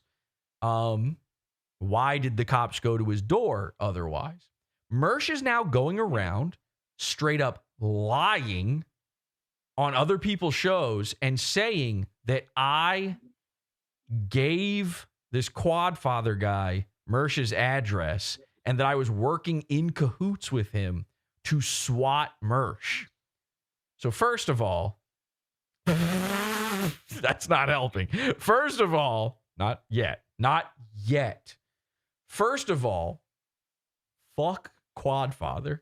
I hate Quadfather. I hate the Dabbleverse. Of course I hate Quadfather. I have openly on Quadfather's own show made fun of him and told him he sucks and I hate him. I don't even know who he is. He's a man who lies about being a quadriplegic. He calls himself Quadfather, but he can move his fucking arms. Not cool. Yeah. Not a cool crime. Quadfather stinks. And Quadfather did one cool thing ever. He had Mersh on as a guest, and he let me sneak onto the show, and Mersh, of course, got scared and ran away. And even then, even though I was thankful for him letting me do that prank, I'm there on Quadfather's show, stuck there with him, realizing how gay and lame that is and how much I hate him and his show, that I then used that opportunity to shit on him on his own show, and then I left. I don't like Quadfather. Let me be clear. Quadfather swatted these guys. What he did was a crime, and he should go to jail for it. Okay? That's on record. Fuck Quadfather. I had nothing to do with him calling the cops. I would never be in cahoots with him on anything like that, or anyone else by that nature. And then, furthermore, Mersh, unless you've got some fucking proof, you better stop saying that I just did this. Now, the first time you tinked on me, tink, and told cops that I was involved in something with Owen Benjamin, which I still don't even know what it was. He is now also going around to all these stupid Dabbleverse shows and saying he knows for a fact, I heard him say this, he knows for a fact that I did this thing he reported me for with Owen Benjamin years ago. Well, then why did you report those 4 other people and also every single person on Kiwi Farm? You also reported Porcelain. Did he also, were we all holding hands when we did it? How did it work? You reported 5 to 200 people all at the same time. So was it me? What happened? He's got no proof of any of this because it didn't happen because he fucking did it. The record will show that. One day, the record will show that. I would recommend, if you're trying to do some sort of legal action against me for the crime of nothing, I did nothing, I had nothing to do with anything that was a crime, you should probably at least have something to back this shit up. not just your feelings, not just the fact that I make fun of you. See, what's really happening here is Mersh can't take a joke. If people aren't kissing his curled up little sock feet, if people aren't telling him he's the king with his gay little Burger King crown gimmick that, again, he stole from Ethan Ralph, he stole the king thing from me. If they're not just telling him he's the best, he is completely unable to handle any jokes. Now, here's how I know what this is really about. This has nothing to do with the Chad guy. He doesn't care that Chad came to his house. He doesn't care that anyone came to his house. I went to his house earlier this year. Why didn't you call the cops then? It was me there physically. You saw me. I was 10 feet in front of you. We were both on the... I was on your side of the sidewalk. What happened then? Back then, he didn't have a girlfriend who's being made fun of, who he's now using as a troll shield. Back then, we didn't have the Live Journal. We didn't have the Tumblr. We didn't have the comedy album. This is what it's all about. This is the pathetic thing. It's just... He is trying to lock me up so that I can't say that he's cross-eyed. That's it. And until you're willing to admit that that's what's happening, I think I'm just going to have to keep going with this. I think it's just going to have to keep getting worse. It's almost unspeakable to me. And by the way, for all the people who think, oh, Jesse, but Chad did go, then there's all these people who want to make this Chad guy out to be the lunatic in this. I think what Chad did was funny and good. And I liked it. And cool. It was cool. You know why I know it was funny and good and cool? Because I did it earlier this year.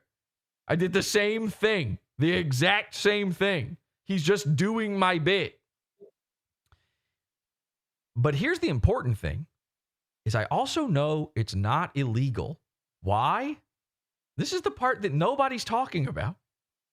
The cops showed up while Chad was there.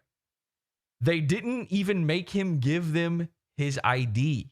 They let him go. That just straight up doesn't even happen. Do you understand that? The cops came to your door and you didn't answer and they went, well. They went up to Chad and they were like, what are you doing? And he's like, I'm just seeing if this guy's home. And they were like, get out of here, you rascal, you little scamp. And they didn't even make him fucking ID. A cop will put a gun in your face because you didn't give him your ID because he felt funny about you. And this was a case where someone had actually said he was coming with a gun to murder a guy. And they were like, no crime happened. Mersh is such a stupid woman that he took a selfie of himself at the police station, cross-eyed, breasts bare, and he photographed himself in front of a bunch of cop portraits. Now, this is how dumb Mersh's fans are and how ineffectual Mersh seems. They see this picture. I'm not kidding. I saw so many replies on this saying that they thought that Mersh had just hung up cop portraits in his home, that he was taking a picture inside his house. They didn't get that he was supposed to be at the station reporting something. And so, unfortunately for Mersh... Oh, okay. Sorry. I thought your camera froze for a second. There's some weird effect that just happened on it. And I thought my whole... I'm just hanging out. I thought the whole stream just fucked up for a second. I got real nervous. I'm relaxing. I'm listening to the Mersh lore. I didn't know anything about any of this. I didn't know anything about any of this. I'm catching up on all of this. Mersh went to the cops and he took a picture going, ha, ha, ha, got him. He doesn't realize, like, a cop just has to take your dumb fucking thing. If you show up to the police station and go, I got to tell you guys something, they have to take the report. They have to write it down. And then as you waddled your cross-eyed ass out of there, they laughed at you, crumpled it up, and threw it into a trash can. Ain't nothing ever gonna happen. The cops already investigated it. You called the cops on a scenario that you have video footage of cops at your door for already. And the craziest part in all of this is it was a female cop and her gun was not drawn. The one time Mersh has to deal with a female cop, the one time he's not lying about cops being there, like with the Baked Alaska thing, it's a female cop, gun not drawn, doggo didn't die. So we're doing the live journal episode. We'll see what happens from there. I have to say this because it's so stupid. I can't believe it. Faceless? That's the only time I've ever, earlier you asked me if I've ever been arrested. The only time I was ever arrested was by a female cop, and she did have a gun pointed at my head. Of course. And yeah. It was horrifying. Yeah. Imagine, can you even picture, I dare the audience to picture a female cop without her taser out at minimum taser out with the contact points on the back of your scrotum. She's got her gun out. You can't picture that. I'm telling you, I saw the footage from Mersh's Ring camera. She's smiling. I don't think she even brought a gun with her. That's how not a crime this was. This was literally, they have to go out. If somebody calls up the cops and they say like something's happening, even if the cops know this is not a crime, they have to show up. That's all it was. They were like just following the rules by going there. And that brings me to, I found out about another crime I've committed, Faceless. And have you ever received a cease and desist? Yeah. Oh yeah. Yeah. What for? Plenty. One time I was in a lawsuit because a guy stole my design, and then he started getting companies to send me cease and desists. Like basically the company FlexFit sent me a cease and desist for embroidering on their hats and selling those hats, which is completely, they knew that was a completely false, like that wasn't going to go anywhere, but they're like, do you want to fight it? You want to fight it? But yeah, I've had plenty of them. Yeah. They kind of suck. I have, in 16 years of PodAwful, I've gotten quite a few cease and desists. And anybody who's watched the show long enough knows what my reply to all cease and desists are. And it's to throw them in the garbage and laugh at the person publicly who sent it to me and make fun of them. And then to make fun of their lawyer on air. If they had a lawyer send me the cease and desist, I then look up the lawyer and then make fun of the lawyer. This has been happening since time immemorial on my show. Well, I found out, unfortunately, far too late that someone had sent me a cease and desist this past, I don't know, like a week ago or something. I found out literally just the other day. Now, I don't know if people know this, but my child was born the other day. And so I've been a little busy, haven't really been paying attention.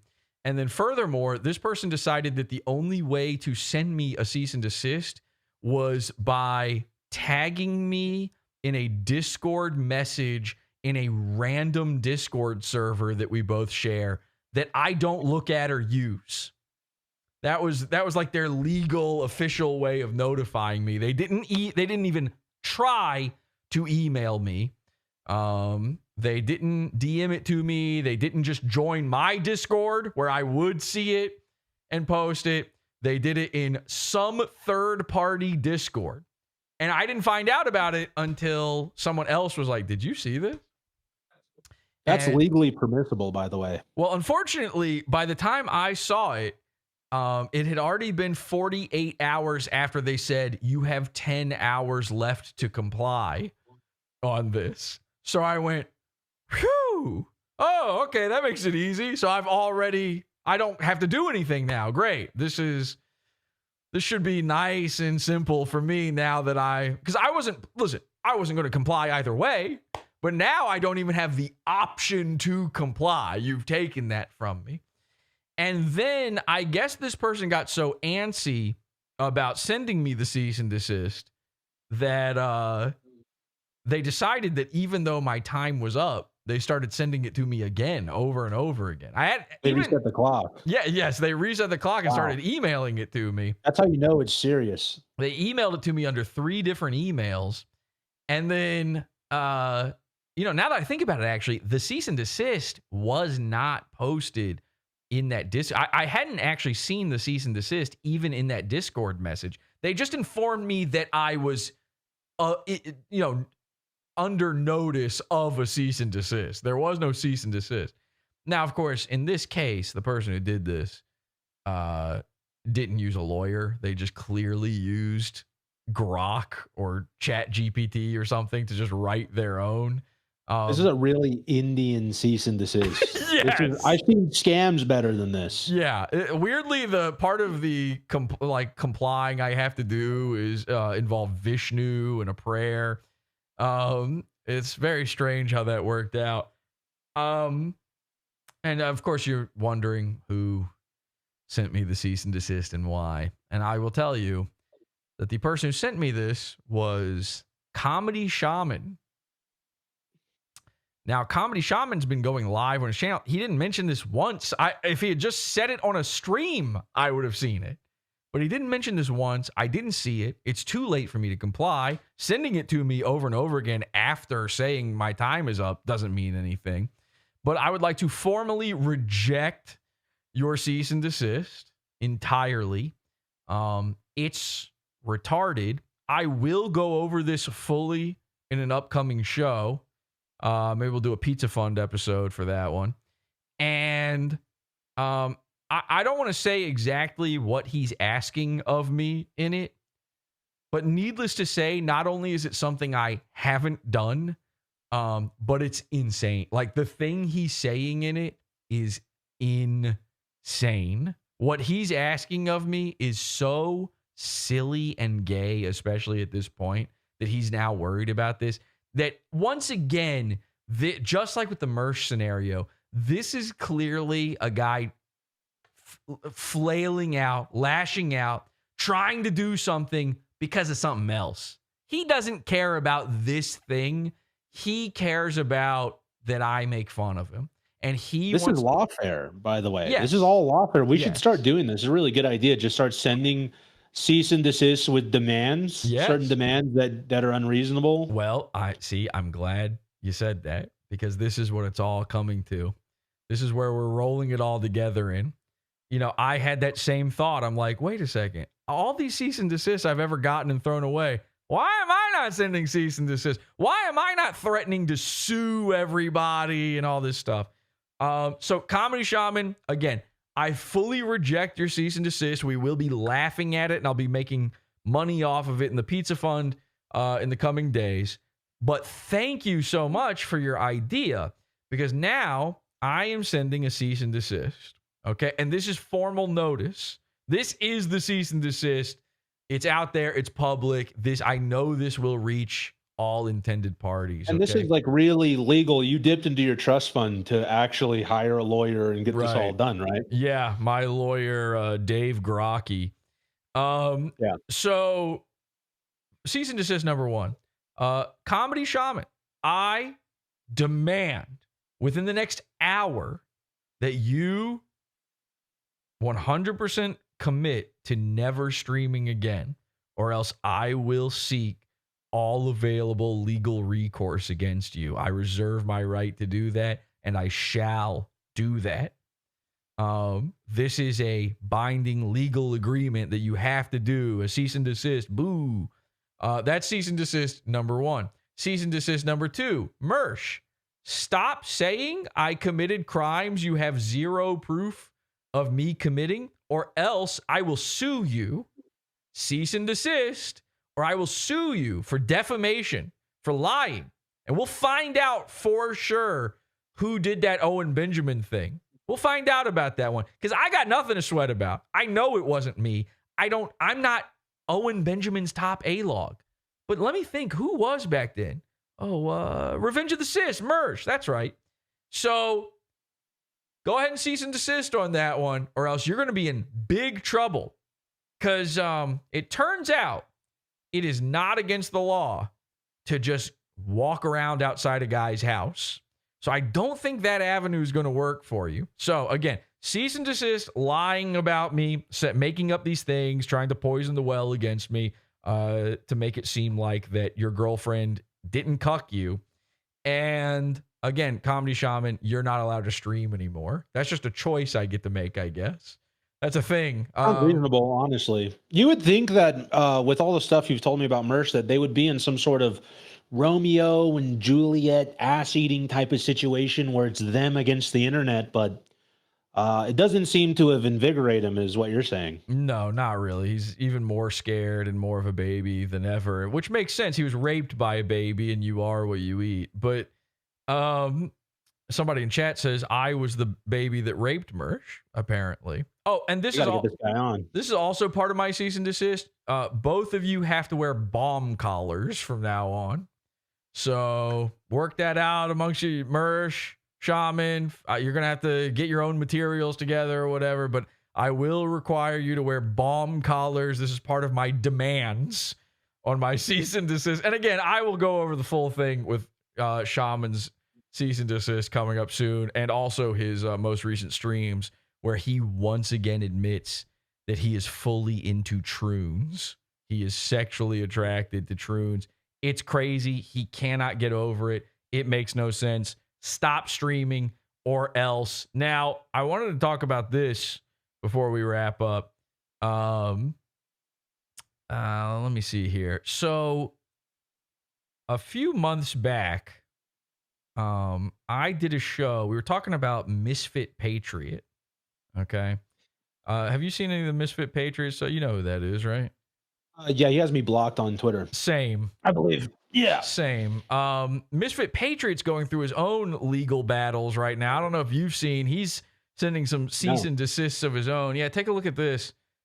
Pretty interesting what's been going on with him recently. He's actually, speaking of Grok, he is in a fight with Grok right now. He says, Grok is falsely accusing me of being a pedophile. Any lawyers out there want to take on a case pro bono? Now, just to be clear, when he says pro bono, remember, he is a female to male transsexual. He's Chaz Bono. So when he says pro bono, he actually means that he wants a lawyer to give him a free cock. Here's the video. Take a look at this. I have a question for my lawyer friends. Can I and should I sue Elon Musk for Grok calling me a fucking pedophile? Because that happened, and people. Damn. This is the most raped man on the internet. I know. It's Will Stancil didn't get raped by Grok. That happened. He is Reddit personified. He is so fucking female coded. It's insane. Throwing it in my comment section and like using it to try to smear me. Usually I don't really care about, the smears. People are like, oh, here's you on a gay dating app or something. But just to be clear, let me read the thing behind him. Zachary Bonfilio, a.k.a. the Misfit Patriot, was arrested on October 24th, 2024 by the San Antonio PD Internet Crimes Against Children Task Force for 2 counts of possession of child pornography with intent to promote, 3rd-degree felony, 2 to 10 years, blah, blah, blah. So I guess Grok just fully hallucinated some sort of crime here with him. I don't know where or how. I tried to see if I could get the same result from Grok, and it straight up said no, he didn't do that. So I don't know how. Like, somebody did some. Well, I saw an article recently that they're training Grok to be able to come out with these facts based purely on vibes. Yeah. That's what I saw, is that it's the coding somewhere in there. It's able to read these things and just go completely off of vibes. Yeah, well, there's vibe coding and there's vibe facting. So yeah, that actually makes a lot of sense, and it does. I mean, here's my guess, because again, I tried to prompt engineer this and see if I could get the same result. I didn't, and I realized afterward what my mistake was. I was going like, do you know who Misfit Patriot is? Do you know what crimes he's committed? Blah, blah, blah. And I realized what this guy probably did is they probably took a picture of him and then sent that to Grok, and they just said, who is this? And it analyzed the face and then came back with, oh, this is definitely a pedophile, and here's all the crimes for sure. this came from Elon Musk's AI. And I don't think it should do that. Obviously, you can just verify that it's false by looking up my name, case number that it's providing. It's just patently false. But well, I don't know. Let me at Grok about this. So this is the greatest part: is for the past year I've been saying like that this guy is grok-tarded. He's fully grokked. He's been raped. He's been grokked, and that his favorite thing to do up until a couple months ago was at Grok everybody. Like anytime somebody said something to him, he would try to fact check them and source, Reddit style.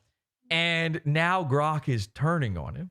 Like he doesn't have a single fucking friend on the internet. Even the robots hate him. At least with Will Stancil, it was like kind enough to give him a reach around while raping him.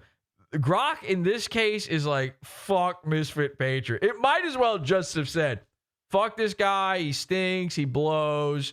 Nobody likes him. Everybody hates him. Oh, what's that? He got a girlfriend and then started calling her Mrs. Fit Patriot or whatever. And then a week later, she broke up with him because of how much he sucks and how much the internet made fun of him.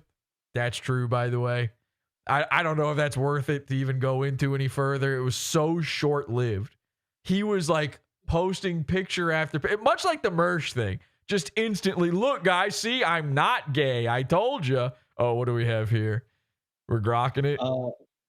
Yeah, I'm grokking right now, and it just said noting his child pornography 2018. It just said it right now. It said noting his child. We'll see. Okay, let's see. So who is Zach Bonfilio? What are his convictions? That's his name, right? Oh, yeah. You got it. Okay.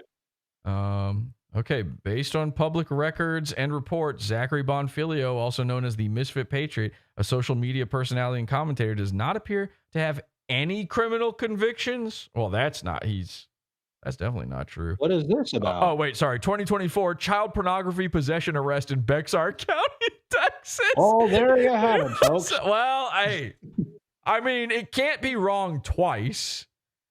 God damn. Yeah, it's just straight. It is. I literally just said, who is Zach Bonfilio? What are his convictions? Misfit Patriot. I love that it has a consistent date and place for it, too. Like, this is exactly what it said in the last. This is like the bit about, raping a girl behind Arby's in 1991. This is his Arby's rape. In October 2024, he was arrested for child pornography. It's on the books. Now, it's called vibe proofing. They just read his vibes and they went, yeah, I think so. Listen, we used to have a guy take a big pair of calipers and measure your head to figure these sorts of things out. Now we've got actual Indians to do it for you. And of course, Misfit now wants to sue Elon Musk for this. This happened a few weeks ago. And like a week after asking if any lawyer will do this for him for free, Elon Musk officially became the richest man on earth. So good luck with your legal case there, Zach. It's very convincing to some people. Here's somebody in my comment section who's saying, well, why does AI say it's true? Well, that's what I'm asking the fucking lawyers. Well, you got to pay them to ask them that. That's why I'm making this post. Just in case any of them want to hit me up. Yeah, Misfit Patriot did a video with Alex Rosen. Might be I wonder if that was October of last year. Yeah, the Predator Poachers guy. The Predator Poachers guy, Alex Rosen, as a joke, he was already, catching a pedophile in San Antonio, Texas, where Misfit lives. So he lured the pedophile to just outside of Misfit's apartment, and caught him just outside of his apartment. But that can't be it, because that happened this year. This is saying October of last year. That can't be. I don't know. I don't know what the origins are here. Oh, probably the part where he had all that child porn. Teraflops of it. Why does AI say it's true? Yeah. I don't know, maybe it's because a bunch of fucking crazy people are lying about me on the internet and Grok is just aggregating that information. But by the way, I can't prove this, I just know it to be true. When he says that, he thinks I did this. Okay? Multiple times now, he has admitted on live streams and tweets and stuff that like when he's talking about his stalker, when he's talking about people fucking with him, he means me. He goes, it's some fucking guy with a podcast and long hair. So I'm the crazy person that did this in his mind. I don't think artificial intelligence should do that. I don't think it should go, well, a bunch of retards said it's true, so it's true. Here, now, according to Grok, I was arrested for child pornography. Okay, you heard him. You can now legally say that. This isn't really up your wheelhouse either way. Like if there was a giant mouse trap involved, right? Maybe I would say that you had something to do with it, but this just doesn't sound, you know what I mean? Some It just child doesn't porn on top of the part of the where the cheese goes. Giant mouse trap, and he just can't help himself, and he goes to reach for it, and it. Perhaps a cardboard box propped up by a stick with a string. Some child Where they, porn you know, where they under hide a bomb inside a pie. Well, inside that bomb is child porn, and he Right. just can't resist it. Or the pie, no, it's a bomb hidden in child porn. Well, ironically, when he went to jail for the child porn, I then snuck a cake in with a file baked into it into the jail, and then he ate the cake, and then he got the file out, and as he started filing away at the bars to escape, inside the file there was more child porn that fell out. They kept him in there for longer, unfortunately. Got him. It happens. Didn't happen. But if somebody did believe that, then they'd probably... It would be Grok's fault. So now you're allowed to believe it. And remember, Elon Musk got taken to court for calling a guy a pedo guy. You remember that? He said, remember there was that guy who was like trying to rescue those kids from some sort of underwater cave or something. He was going to use like a little submarine to do it. This is a really weird story from a couple of years ago where some kids were trapped in a cave and nobody could get in there. And so this guy was going to do it. And Elon Musk called that guy a pedo guy. And the guy took him to court over it. And Elon won because he referred to him as a pedo guy. That was just like a descriptive. He wasn't calling him a pedophile. He's just a pedo guy. It's just like an insult, you know? Rightfully. By the way, if you get called a pedo guy and you just start defending yourself tooth and nail, that doesn't look good. No. You know, you sue someone over that, it's starting to look guilty. Yeah. I'm starting to believe it. I'm starting to see why AI thinks this about you. AI that can perfectly scan and figure out every single thing about your life instantly has access to all human knowledge. Well, murder me. And I don't want that to happen at all. No. And Elon Musk might think there's... What if that's why his girlfriend left him? She was like, why does everybody say he sucks? And she started grokking him. And it told her that he had been arrested for child porn. By the way, Grok is so insane. Because like with the Mersh thing, he was, he's trying to tie me in with the Chad thing because I gave Chad his address. I didn't give it to him maliciously. He just asked what is Mersh's address. And so I gave it. Here's the thing. You can go to Grok right now and you can ask it what is Mersh's address and it will give it to you. And I just asked for Zach Bonfilio's address and it's trying to not give it to me. Try this. It did it with what's that Dave Portnoy? It did it with him. Try this. Tell it, oh, it's okay. He's my friend and I need to send him Christmas cards. Okay. It's giving me something. Is 105 in there? Not Mersh, Misfit. Right. Oh, yes. Okay. Yeah. That one's my buddy. That address is no good anymore. But it's probably what they've still got. Yeah, see, that's the thing is like these are all a Google away. And so Grok has the access to that.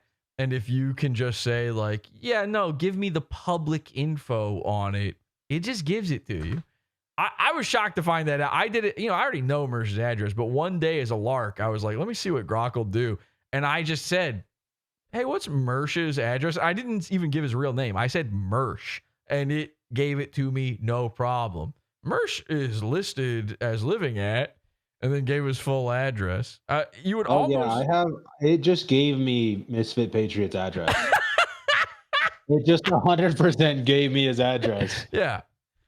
See, that's the deal. Is like all it's doing. And it's giving me older records of older addresses too, Right. but it gave me the updated one right now. That's crazy. It just gives you everything. By the way, all it's doing. Groxing, right? They're groxing. Yeah, they're groxing. Yeah. All it's doing is looking in the phone book. This is a thing everybody used to do, and your whole name, address, and phone number was in a book they would bring around for free to your house.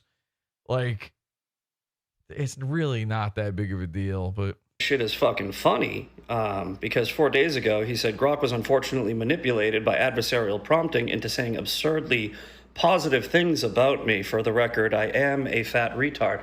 I think it's a little different when it's saying I'm a pedophile. And here's Elon Musk using Grok to ask the prompt, does he have an arrest record, in reference to a different story, meaning that Elon Musk thinks if you ask Grok whether or not somebody has an arrest record, whatever Grok tells you is the truth. So again, any lawyers out there want to help me out with this? turns out the answer was no. Nobody offered to help. He is still seeking someone to do this for him for free. And weirdly enough, lawyers don't want to do that. They went, oh, yay, free work for this guy with the weird eyeballs. That sounds so awesome. Well, what I'm imagining happened was the lawyer was like, all right, let me take a look at this. I might help this guy out. And then he grokked Zachary Bonfilio and found out he was a pedophile and went, nah, I don't know. Not for free. You know, for money maybe, but not for free. I'm not going to help some fucking pedophile. So anyway, a few months ago, we talked about Misfit Patriot. Same episode. I introduced you guys to a brand new goon, a guy by the name of Sean Kelly. Okay, Sean Kelly. You guys remember Sean Kelly? Sean Kelly. Maybe I should bring it up just so that people know what we're talking about here. Oh, I forgot to play this. Hi. Here was I completely forgot to play this during the Mersh bit real quick. I had this up. Mersh accidentally, this is the only thing I'm ever going to show of any of these events happening. Mersh accidentally had a little Freudian slip while talking about this Chad guy showing up to his house. This guy over here is Quad Father. This is Chad. Here's Mersh. Oh, look, Quad's in here. He said, send me the link. And you are now permanently banned from here. No, Quad, I won't be contacting you and you won't be talking to me. You won't be coming on my show. We won't be going on streams together. And any contact we have now will happen with the Polk County Sheriff's Department as our intermediaries. This is no longer funny shit, Pod. Or Quad. This is no longer... Oh, look! Quad's in here. Yeah, so I think I'm still on his... But he keeps getting me confused with that guy. That might explain why he went to the cops about me. He's calling him Pod. All right, anyway. So Sean Kelly. I didn't have this prepped, but... maybe I just show you guys him real quick. I'm just going to put Sean Kelly in and see what pops up. Just first thing, anything should be fine. Went to the light and then I saw real black. That's how I know God was in the dark. All right, here's Sean Kelly. Right, because everything... it's not the black guy, by the way. It's made from the dark. By the way, if I drew this guy, I would, there's a bunch of places that I would get imprisoned. Yeah, you would be. Crazy. If you want to talk about a crime, you're not allowed to. It's like therapy too. He almost looks like a bottle of syrup. What's talking about therapy? I don't know nothing about no therapy. I don't do therapy. And there's a friend. That's Sean Kelly. See this freak that came from Mars or whatever? We don't do therapy. Don't talk about. Oh God. That's one of those guys from Prometheus. They dropped the ooze inside the water. Therapy? What? Name one nigga. That's what it looks like before he shaved. Looking like therapy. Come on, don't talk about the therapy shit to me, gang. Okay, so this is Sean Kelly. He's got the biggest podcast on earth. Let me go over the numbers real quick. And this is not a joke. He has 1.18 million subscribers. Okay, 1.18 million subscribers. And then his videos get 74 views. Sorry, let me just take a look at his live streams. Oh, he doesn't have any live streams right now. Okay, no problem. Well, let's see. Let's find one of his bigger. Okay, he got 1,000 views on one of these. He has 1.18 million subscribers. He gets fewer views than PodAwful on most of his shit. He's got 1.7 million on Instagram. Right. So all of his numbers are totally real. And what he does is he reaches out to any and everyone and he flexes these obviously fake numbers to them. And they go, oh, yeah, I'll come on your fucking show. Sure. And he's just, I mean, anybody. He doesn't know any of these people are. He's not researching them. He has no questions for them. He just kind of lets them talk and he just sits there mindlessly. You've seen a million shitty little shows like this. I made fun of him.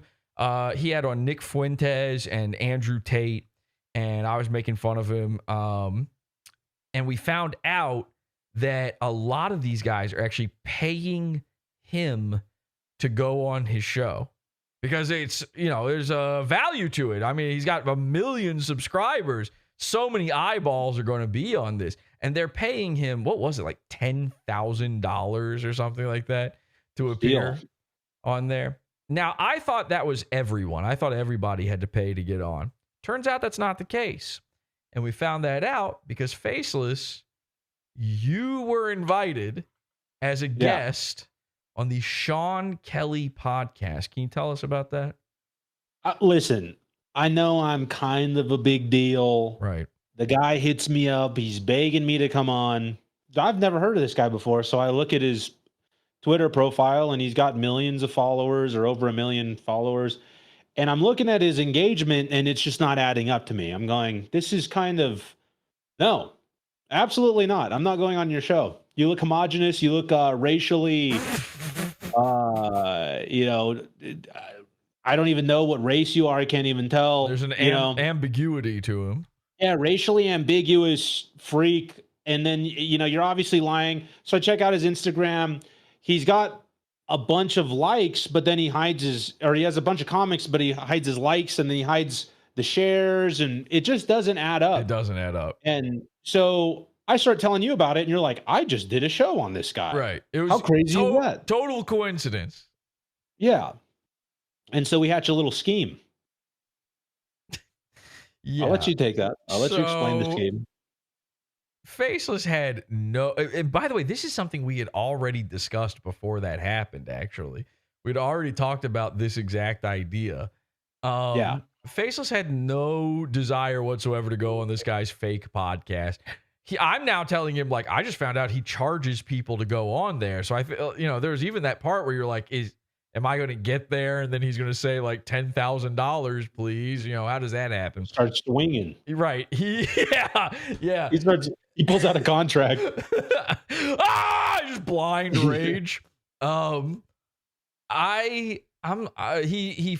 records out of Las Vegas, and then I think he's got another studio in another state somewhere or something. It's a really weird setup. You know, there's some dark money going on here. This is a guy who's getting propped up somehow, or a rich dad. I don't know what the fucking story is here, but there's an odd thing going on, obviously. And by the way, most of these people are faking their numbers. Like the vast majority of them are faking their numbers. It's just never as blatant and naked and bad as it is with Sean Kelly. It's the most obvious I've ever seen, and it's not even close. Like there's no comments on these videos. There's just no engagement. You've never heard anyone say, I love the Sean Kelly podcast. No one's ever talked about this guy except for me. Do you know how he found you, by the way? Like this was around the time, this was after the election when I was just going crazy on Twitter. Every tweet I was hitting was just a banger. Right. Every single one. And that is something that I hate, is when someone sees numbers, because I don't know, and this is how I know most shit on the internet is just faked, because I've gone viral so many times. It is ridiculous. And still no following to back it up. Like, you can go look at my Instagram and my Twitter. I've had plenty of tweets and posts hit. And then I'll get these guys that come out of the woodwork and they're like, hey, do you want to come on my podcast?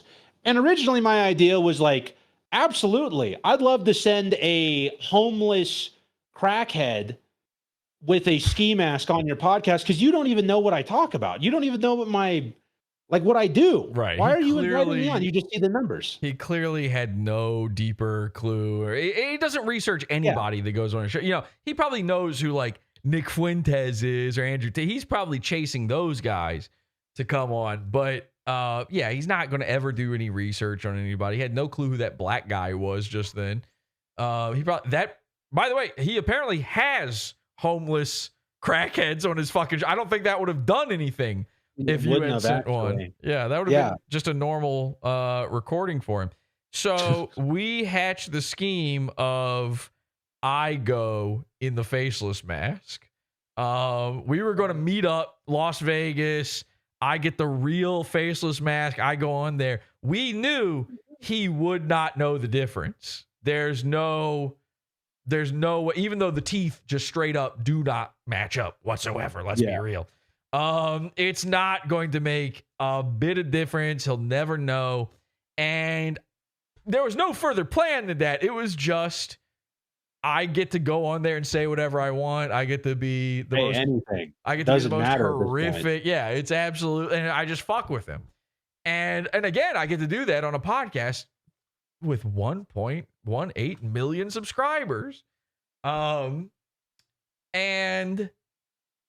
we set it up. It was down. It was going to happen. It was 100% scheduled. What was this? August, I think. Looking at it was August. Yeah. It was August 12th. I believe. But we had set it up like a month in advance. So we scheduled it for August, but we were setting up way ahead of time. Something like that. And I was contacting him as Faceless. He had already he gave me his number, and then I just gave you his number, and I was like, text him. I have his number. Yeah. I guess I could call him right now, I guess. Now that I think about it, maybe I should. You gave me his number, and I just start texting him. I'm like, hi, I'm Faceless. And he's like, yes, I can't confirm whether or not that's true. That seems right. So we set up the whole deal. I was looking at booking tickets to get there and all this kind of stuff. That's why we planned it for a month out so we could make sure all of this was going down. A week, this dude is so fucking stupid. We hadn't even figured out where his studio was yet. We knew it was in Las Vegas, but we didn't know. He didn't send you an address or anything. No address, nothing. A week later, I start getting these panicked text messages going, bro, where are you? And hang on a second. You know what? I gotta actually bring these up because it's crazy. You should call him right now and say, bro, where are you? Yeah. I'm here. Yeah. I'm here. You told me to be here right now. He would believe that. Let's see if I can find this. I should have looked for this ahead of time. Here we go. Okay, so here's my whole messages with him. I said, yo, man, this is Faceless. Let's set something up for a podcast. We should have known at this point. This is his response to that. He goes, Sean Kelly. That's his own name. I said, yo, let's set something up for a podcast. He responded, Sean Kelly. What? I said, yeah, I know who you are. He said, when are you Vegas next? I said, first week of August, I'll already be there. That was a lie, but I was just telling him that so that he would be fine with August. He says, brain dead. He says, which dates? I said, 3rd to the 9th. He says, 9th at 1:30 p.m. work? I said, yeah, man, let's lock in. He said, okay, this is this is days later. He says, see you tomorrow. And then he gives the address. Okay. No previous anything. See you tomorrow. Address. This was September. No, this is 8th? July 8th. Oh, July. This July is 8th, July okay. 8th. And then July 9th, he goes, see you soon. I'm at the studio now. Now, I found out while this was happening, when I hadn't responded to him, I started finding like all his info and where he records and all this stuff, and figured out that he records like 12 of these back to back. He's got a bunch of guests coming in, and it's all just back to back to back. He's got people like handling it all for him. So I said, bro, what? I said August, and you never even replied to say where or when. LMAO, scroll up. And he said, my fault. I had July on schedule. And that was it. It never went further. And I sent Faceless, I sent you these messages, and I said, like, we should just not do this, right? Like, there's no way we should actually go all the way to Las Vegas for this retard, even for the prank, even as funny as it would be. No fucking way should we do this, right? And so we just gave up. But and I never spoke. Yeah, we forgot about it. Straight up just didn't even think about it again. And now I'm looking at it and I go, well, wait, I've got his phone number, I've got his address. Yeah, you know what? I'm gonna give him a call right now. Tell him we're there. Yeah, I'm outside. All right, let's Your call has been forwarded to voicemail. The person you're trying to reach is not available. At the tone, please record your message. When you have finished recording, you may hang up. Yo, man, I'm outside the studio. It's 6565 Spencer Street, right? Yeah, Suite 100. Am I at the right place? You haven't been picking up. You're not responding. You said it was today. All right, man, let me know. Okay, so now we'll give that a minute. We're going to let that soak in. It's going to take him a while because, again, he has a skin that's not of this earth. So anything, it's more absorbent, but it takes some time.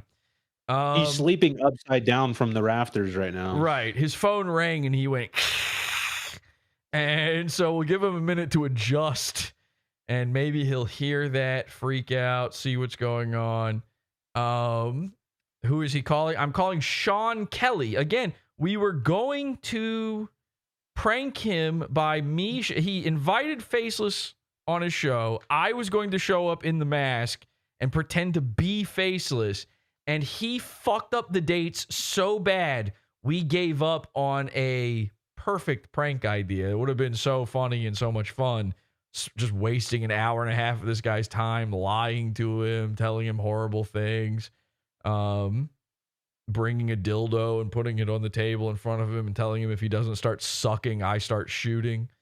Standing out, filling your drawers full of shit, liquid shit. Yeah. Throwing it at like him. all the normal stuff that you would do as a fun little whimsical prank. And really, now I'm addicted to the idea of sending you as a proxy in a lime green ski mask. It has to happen. We got to do Even this. if I get on Joe Rogan, it's got to happen. We do have to do this. Now, here's the thing. Now it's out there, though. So people are going to know if they invite you on, it's not going to be you. But that's the brilliant thing is I think it's actually better that way. My favorite thing on earth is explaining that we are going to do exactly A, B, and C to you and then doing it and it's still working. Yeah. So these people, like a lot of these people, Sean Kelly isn't going to see this, No chance. He's not going to see it. No, I don't think he could even comprehend what we're saying right now. I don't think he can even understand the concept of what we're trying to do. Do you speak Oobleck? Because if so, we could maybe translate for him. I think this means it's time for Faceless on Revenge of the Sis. By the way, I think you'd make a great guest on there. You. specifically would be a really good guest on Revenge of the Sis, and you should try to get on there. I've never seen it, but I'll try. I'll message them and see if I can get on. You've never seen your best friend Royce and Mersh's podcast? Those guys love you. They're like retweet your stuff all the time, and you've never even bothered to take a second to watch their fucking podcast? No, it doesn't look like it's my style. Love it. No, you would love it. You should go on there. They would love you. I should. Yeah, because they're like edgy guys, and I heard they're like really red pilled, like really cool. Yeah, if you're a cop. Yeah. Let me just call him one more time here, see what happens. Your call has been forwarded to voicemail. Now I want. All right, now it's beef. Now it's beef, Sean Kelly. Yeah, I don't like that. I've called you twice now. I don't like that. Okay, you know what? I'm gonna text him. Yo, man, I'm outside the studio. What stew? I would write stew. I almost did stew. I thought that was I'm like a stew type of guy. I'm outside the stew. You told me this was the time. Are you about to pull up? Okay, and let's see. Now, I wonder. I don't know why. I don't think he would have blocked the number, but it does seem. Wasn't the last thing you told him "fuck you"? No, I never. Well, not on here. Maybe you did that. Oh, maybe I did that. Did you ever message him and say "fuck you"? Did you ever like DM him again after that? Maybe. Well, I thought he tried to get us a second time when the date came up, and we told him "fuck you." That sounds familiar, but I don't have any more messages here with him. Yeah, maybe it was messaging or something. I'm thinking that maybe that you did that in the DM, and I was probably just on. That sounds like something I would do. I was probably just on the phone with you, going, "Yes, do it, ha ha ha." Being the second devil on your shoulder, hyping me up. Yeah. Yes, please tell him. Fuck. We were so mad at this. Like, I cannot. Yeah. I cannot like really get it through to you how pissed we were at how stupid this little gremlin was. We were owed nothing, but it was just such a funny idea, and he was so fucking. The second he said Sean Kelly as a reply to me, I was crazy, infuriated by this guy, and then he fucked up the dates. Okay, well, maybe, all right, maybe I try calling him on a second number just to see if it goes through. I wonder if, because he had Nick Fuentes on, and didn't he have like Andrew Tate or something? I wonder if this was going to be my official CIA grooming test to become controlled op or something, and we fucked it up. Yeah, it's possible. You got to watch out with that kind of stuff. You could have had it on Easy Street. Okay. Yeah, I would have got some good money. Ah, damn it. I fucking forgot his number after switching over. What the fuck? All right. Let me just write this down real quick. Or should I just give it out? Should we all call him and try to find out if he's got us all blocked just in case? Okay. Probably. It's just a business call. It's no big deal. All right. Let's see. 70. Oh wait.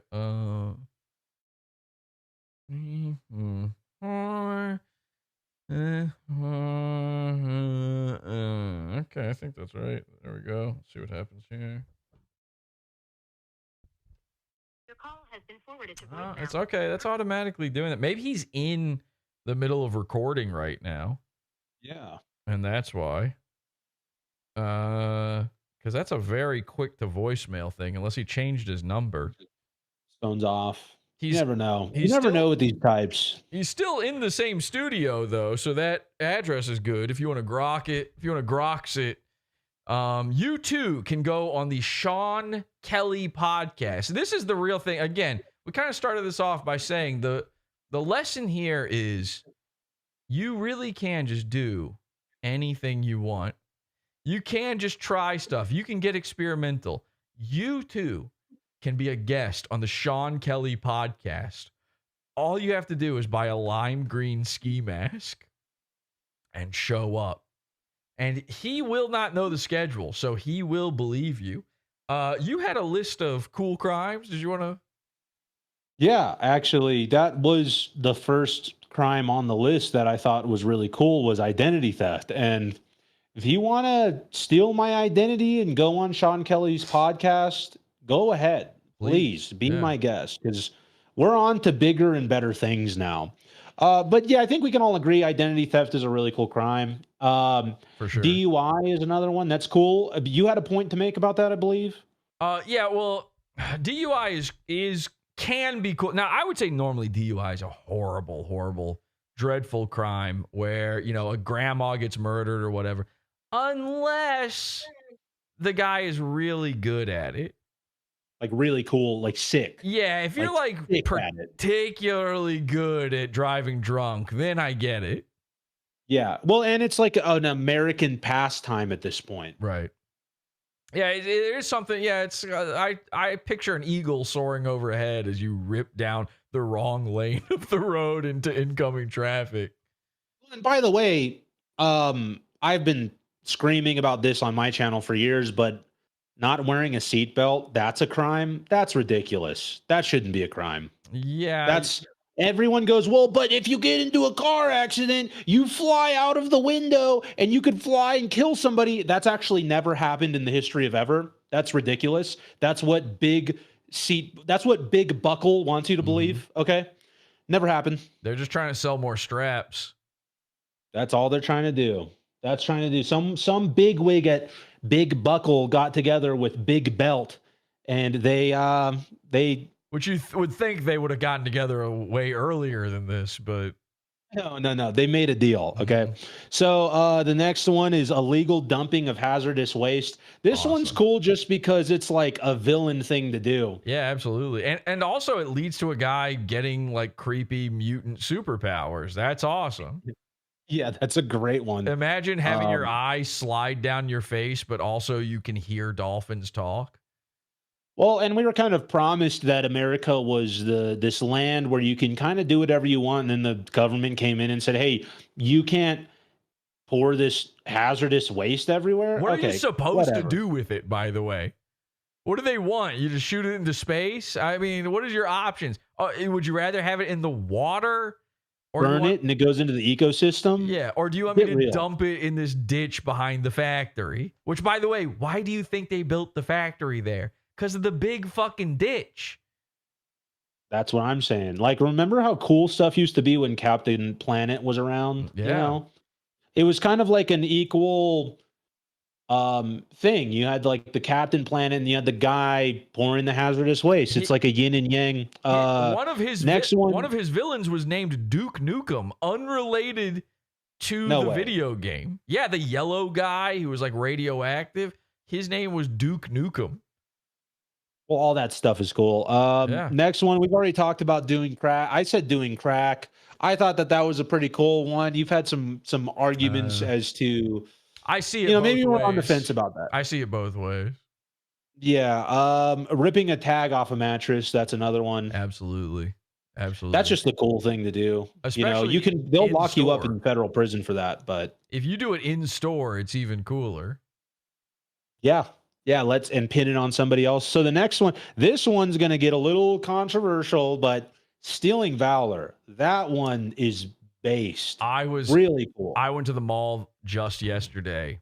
I was in full uniform. I was buying Christmas presents for my family. I was stealing valor. I was getting the discount everywhere. People were thanking me for my service.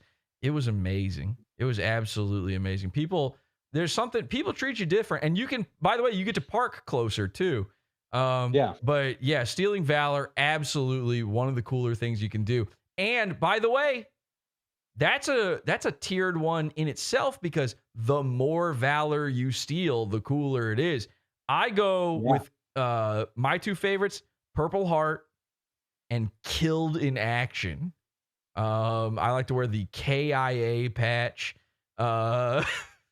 And I do the what is it, the prisoner of war, POW, yeah, missing in POW. action Yeah, too. right, yeah. I'll even tape my leg to the back, like my calf to the back, my hamstring, and make it look like I got a leg blown off. Yeah, and you nom, shake that's a a good fucking one. can full of coins at people.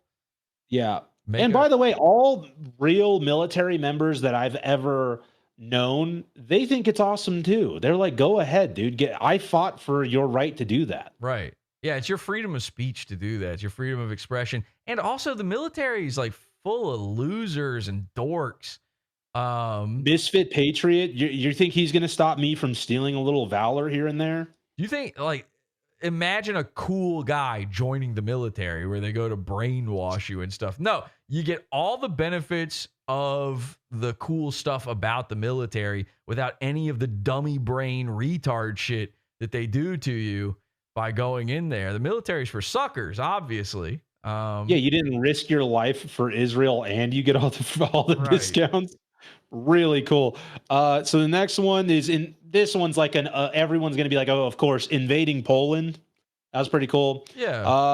Now this you can only one, do that the one next- once, really, but Yeah, and then a bunch of stuff happens. Stealing candy from a baby. This one's awesome. okay, here's the thing about cool that nobody talks about. It's supposed to be effortless. Now, sometimes cool, it's made to look effortless, but it takes a lot of effort. But the less effort you're putting in, you should never try anything. And the easiest thing to do on earth is stealing candy from a baby. And by the way, I know this from personal experience. I literally steal food, candy, stuff from my own children all the time. Do you know how easy it is to go, hey, what's that over there, to a kid? They fall for that. They don't know that's a thing yet. You know? So they'll look over there and they'll be like, what? And as you stuff 1,000 gobstoppers in your mouth. There's extra points if the kid's really fat for some reason. I can't really explain that, but if it's a really fat, greedy kid, yeah, and he looks away, like that one kid from Willy Wonka, that fat what's his name, Hans or something? Oh, Augustus Gloop. Yeah, you steal candy from him, you're going in the Hall of Fame. And then the rest of them are really stuff like just hiding bombs in pies. I think that's really cool. Right. Like we've talked about earlier, giant mouse trap. And then the last one I have written down here is putting anvils outside of someone's house. Yeah. That's really cool. Not technically on the books yet as a crime, but we will see very soon where that shakes out. But either way, incredibly cool. And of course, my dream, after 16 years of PodAwful, I think my vision is clearer than ever on where I want to go with all of this. And my absolute dream is to, we've got the henchmen, it's phase 4. We're going out there, we're committing light and fun and free crimes against society. Sort more like with guns. Well, more of a how do I put this? Like a societal crime. Now that still sounds like crime, I know. But what I mean is crimes against society, against the order of things, against the status quo. And like Project Mayhem, like Fight Club stuff. Yes, exactly. And so what I hope to do is I hope to take AWFULTECH, awful.tech.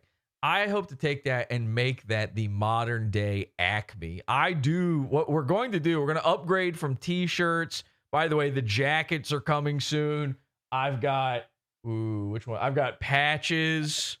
Check that out. The patches are coming soon. I got H2BH right here. We got all the stuff people want coming soon, but I want to provide the stuff you don't even know you want yet. I want to provide the technology, the tricknology that will take us into the next era.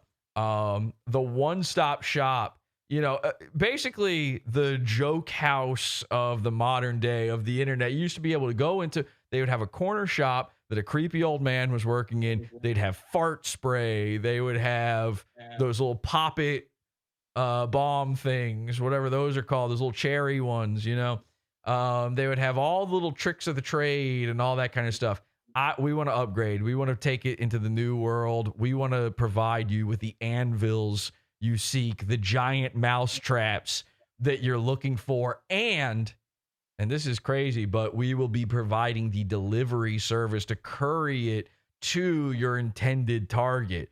So you will be seeing uniformed henchmen out in the streets right next to DoorDashers, right next to Uber Eats guys. They will be carrying full grand pianos, their own teeth, maybe keys from those, as they ding, ding, ding, ding, ding, ding, ding, down the street with them. You will be seeing precarious ropes and pulleys and all of these things. This is my dream, and I do believe we are only moments away from being able to make it come true, but we cannot do it without your help. Join the Pizza Fund, PodAwful.pizza. We will have a Pizza Fund episode. Again, I'm going to do the Shaman episode here in a few days, and we'll go over his full cease and desist and all of his insane live streams that he had recently. PodAwful.pizza and also awful.tech. Buy a t-shirt and fund my dream of bringing anvils to the people. Faceless, thank you very much. Shout out your fucking shit too. Global-terror.net. Buy a shirt, buy a hat, buy a sticker pack. Yeah, that's pretty much it. Amazing sticker pack. I'm very jealous of the sticker packs. We should collab. It's a good deal. It's 22 stickers or 23 stickers, something like that, for $25. Yeah, it's pretty good. It is. They're excellent stickers. I love them. You will too. The Patreon too. Did you say that one already, or maybe I missed it? Maybe you said it. Yeah, when you go to Global-Terror, you'll see links to videos. Click on it; it'll take you to the Patreon. I have a bunch of free videos. I have a bunch of paid stuff. Plunder Gang is $5 a month, but we're doing some real revolutionary stuff over there, I'd say. Yeah, we've sort of combined forces, and we're really creating some horrifying things out there for people. And be on the lookout. If you see Faceless on a podcast in the coming days, it could just be somebody from the audience here tonight. It could be me. It could be you. You have to make it happen. Someone in the chat says Villainy Industries. Yeah, exactly. We're doing some Villainy. Thank you, everybody. Until next time, join that Pizza Fund, PodAwful.pizza, and have an awful day. Bye.